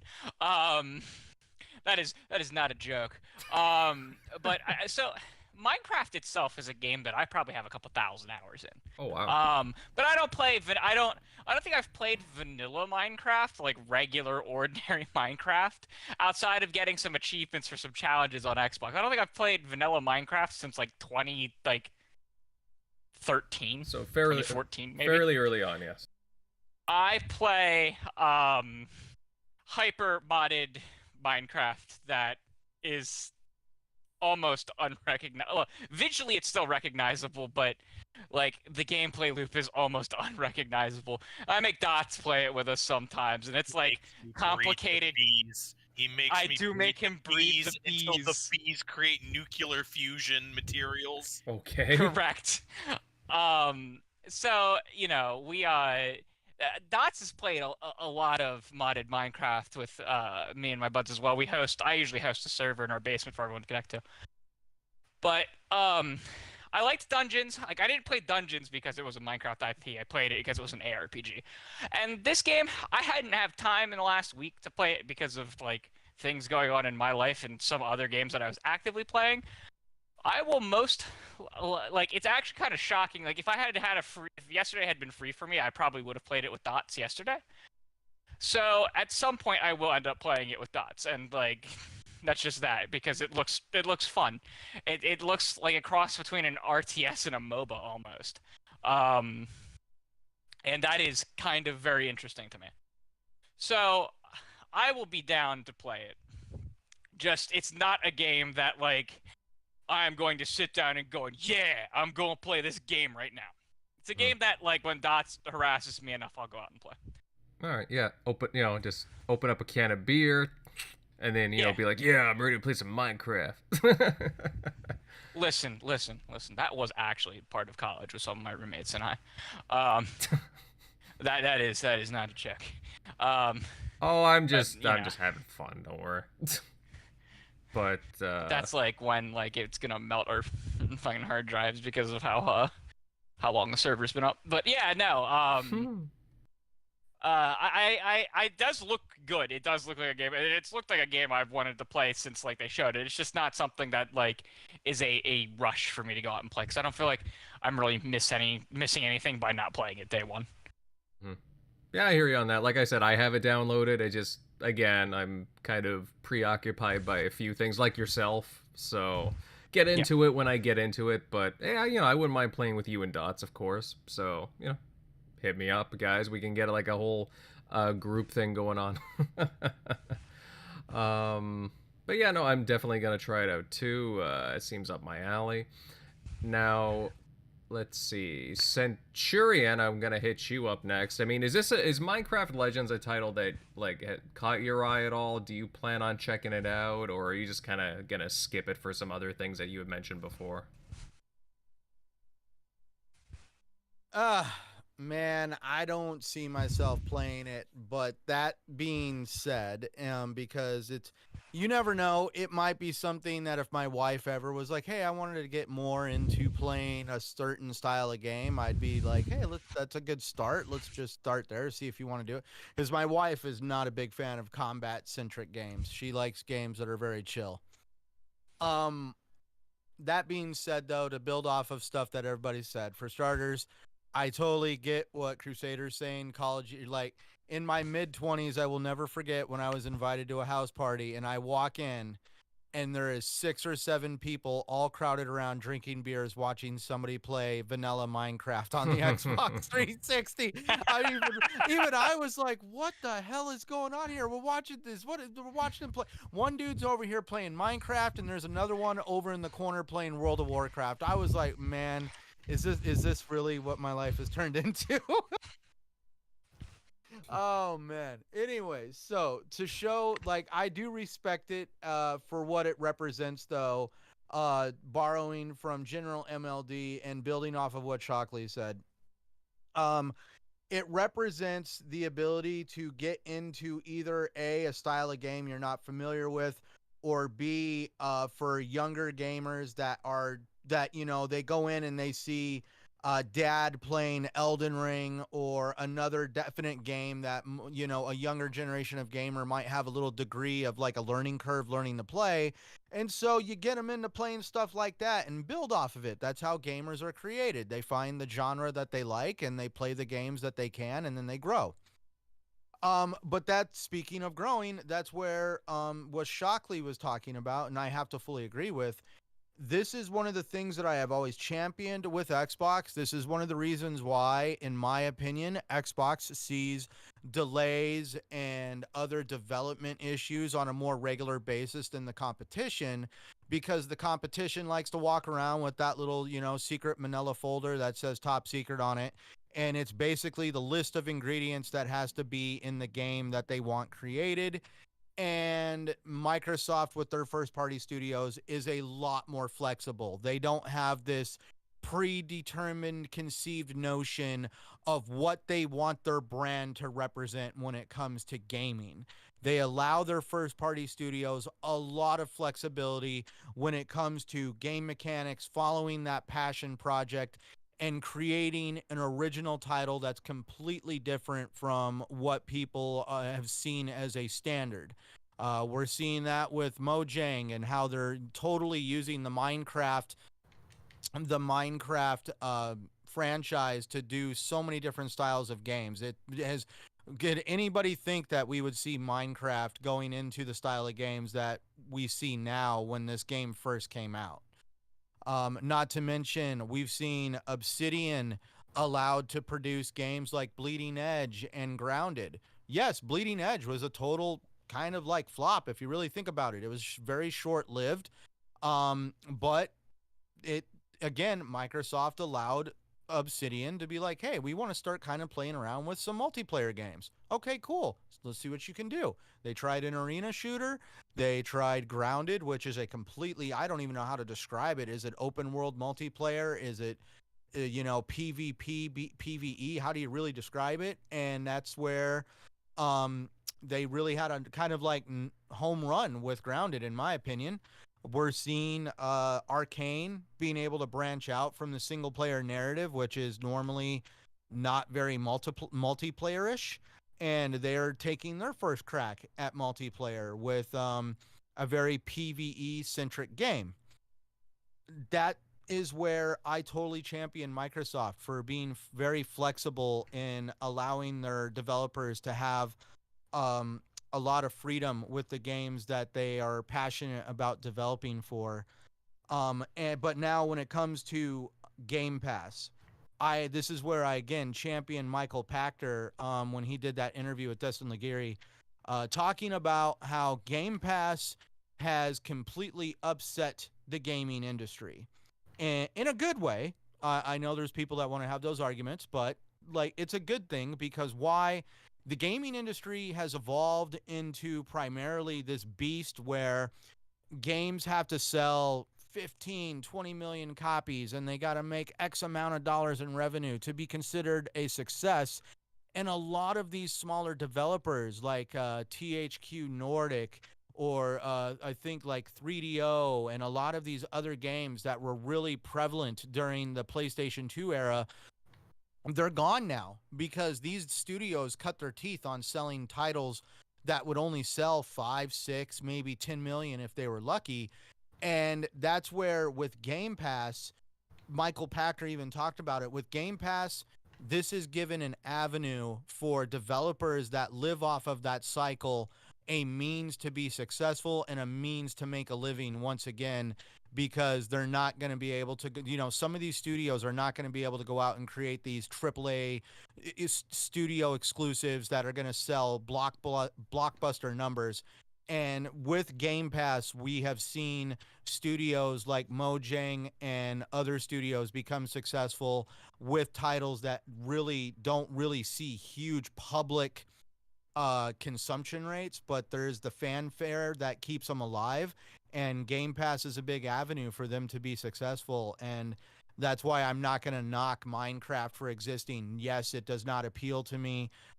Maybe I could see myself into it if I was ever incentivized by having a friend or a family member wanting me to play the game with them. But I'm not going to knock it for existing.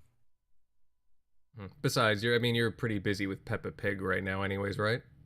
Peppa Pig, Barbie Horse Simulator. Man, that gamer score grind, man, those easy 1000 gamer score titles. Oh, dude, I can't put them down. Yeah, Hannah Montana. I know you were looking at getting that for the 360. Yeah, actually, you want to know? I'm really looking forward to Paw Patrol. If you want me to throw some. No way. Oh man.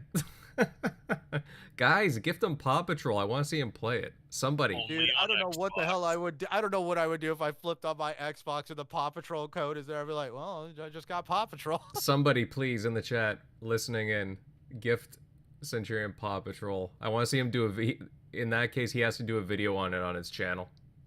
Oh, dude! Like, if somebody did that, I would just out of like, all right, well, it looks like we're gonna do a video for Paw Patrol, cause damn. I'm sorry, Centurion. I'll hype Paw Patrol if I have to. I'll make it look like the next best thing since Wonder Bread. All right, isn't it a racer or something? Anyways, Dude, I really don't know. It might be. which If actually, it's a racer, I know I'll get some fun out of it with me and my wife. We'll just sit there and play the hell out of it if it's a racer. okay, all right. Anybody else have anything else to add to this conversation before we start signing off? Yes, no? Any more Minecraft love? I will say this game probably would be a 10 out of 10 if it was purely a tower defense game. Like, Oh, yeah. I think if they just I'm not gonna say like make a balloons tower defense like skin, but like But make do it their- Bloons Tower Defense skin. well, yeah, okay, but like have a gathering aspect to it like this game, but Sure, yeah. instead of making little mobs, maybe you have towers that then like a tower that literally catapults creepers at the things that you're tower defensing. Like that would be pretty cool. Like I think this game would have been like a million times better as a pure tower defense game. But as it is, it's still a good game. So, but that's my hot take. All right. Well, I mean, I look forward to checking it out. So in due time. Again, I have it downloaded already, guys. Just waiting for the opportunity. Maybe sometime this week I'll give it a go. Definitely want to give it a shot with you, Dots. So, we'll work on that. We'll work on that soon. But okay, guys. I think that about does it for tonight's show. Again, another really great chat from our guests, and of course, the show regulars. We went over reports of Microsoft apparently not being happy with Xbox currently, but time will tell. Some Hi-Fi Rush talk, and of course, our thoughts on Minecraft Legends. Now, a massive shout out to all the wonderful people in the chat, and of course, all of the other viewers and listeners tonight. You guys, of course, always rock. And if you enjoyed the chat tonight, then please consider leaving a like, subbing to the channel, and sharing out this episode, because hey, that would be really awesome. Again, I had a fun time tonight, and we had some really awesome guests on tonight. And speaking of which, we're going to move over to the outros, and I'll start off with them. Now, Michael, it was really great to have you on tonight. It was definitely both a pleasure and a privilege having you here sharing your thoughts and opinions on the topics and whatnot. Where can all of our wonderful viewers find you at? Well, thanks for having me. And my tag is at OTheory on all social media platforms, on YouTube and on Twitter at OTheory. All right, bud. All right. Well, we look forward to chatting with you again. Again, it was much appreciated. Moving on down, go over to DotzRTS. Buddy, hey, it was great having you on again. Again, thank you for providing your thoughts and opinions on Minecraft Legends, of course, the other stuff. Where can everybody find you at? Hey, same as Michael. I'm happy to be here. Thank you so much for pulling me in. You guys can find me at DotzRTS on Twitter, Chaos DotzRTS on Xbox, and I'm getting ready to go back into hibernation until you guys pull me in for an Age of Empires 4 talk. So until then. Yeah, we'll put you in the freezer for now. All right, next to the the frozen peas and the pizza boxes. All right. Hey, it's a good place to be, especially the pizza. Only on Xbox. Yeah, only on TXR. Do you guys remember when they added the Pizza Hut app and you could order Pizza Hut from your fucking Xbox 360? Yeah. And you had to have That gold was to do it. hilarious. Yeah, If you didn't have gold, you couldn't do it either. Wait, for real? For real, Yes. yeah. Those were the days! Oh, man. Man. But with pizza on the mind, Crusader, but hey, we'll move over to the regulars. And Crusader, awesome show, awesome thoughts. Where can everybody follow you? You can follow me at Crusader3456 on Twitter. Yeah, good show tonight. Had a good time. Yeah, ditto on that. Next up, we got Shock Nero, Mr. Eric Shockley. Buddy, hey, I really liked your contributions as well. Where can everybody find you? Yeah, as always, you can find me at Shock Nero on Twitter, Easy Shock on Xbox Live. But yeah, going back to that Pizza Hut thing, I remember you could use the Connect and make your own pizza or make your order. It's like, yes, this God, is the I love the 360 so much. That was a good era, gotta admit. Lots of random stuff too. This is not the Minority Report that I thought I was getting. I miss earning random avatar gear off of the ads there, you know, for watching like different ads and whatnot, or participating in different surveys. Oh man. The thing I missed is where you could watch Netflix with a friend. And it would put you guys like both your avatars in a theater setting. Yeah. Yeah, avatars went down. That was actually cool. I don't know why they took that away. I agree with you on that. You know, I miss the interactivity with the avatars. Synced up your like watching with the other person, so you're literally experiencing like the same time. So it's like you get to watch it with your friend that's not there. So that part was kind of cool. But yeah, good show. Thanks for our guests for stopping by. Mm-hmm. Yeah, no, absolutely. My pizza loving friend. Moving on over, Centurion. Buddy, hey, I thought you had some really awesome takes yourself. Love the input, of course, as always. Where can everybody find you? Well, guys, yeah, it was a great conversation. It's always good to meet new faces and continue conversations with familiar ones. Thank you to our guests for being here. For those interested in finding me, please find me at Centurion1307, Xbox Live, Twitter, and of course YouTube. I've been releasing content pretty damn regularly there lately. And for those interested in finding where I podcast, I'm on Gaming Beyond the Box 2 hours before the start of this show, and obviously I'm right here every Sunday night on TXR. Damn straight you are. All right. And let's see who else we got here. General MLD. Buddy, hey, again, like everyone else, I thought you had some really good points tonight. Really brought the energy. Where can everybody find you? Thank you. You guys can find me at MLD Ghost on Twitter, Gamertag Ghost MLD.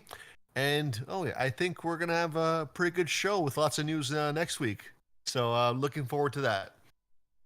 Oh, yes. We were kind of touching on that during the show as well. I think one side's going to be very quiet this week.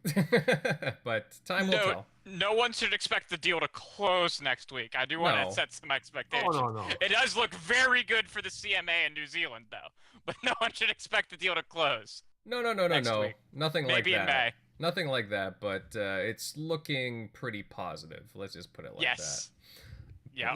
Let's just, so with the CMA's decision coming at the end of the week, it's going to set precedents for the rest of all the other world regulators. Yep. Because the CMA is technically the most critical out of all world regulators because they are the most strict. And let's just say if you can't get it, like there's a lot of things that the CMA has nixed over the years. So if you can get past the CMA, you're doing a good job. Yep. Because what, CMA is Wednesday and New Zealand's Friday? I believe so. I think it's Thursday. Yeah, that's right. Thursday?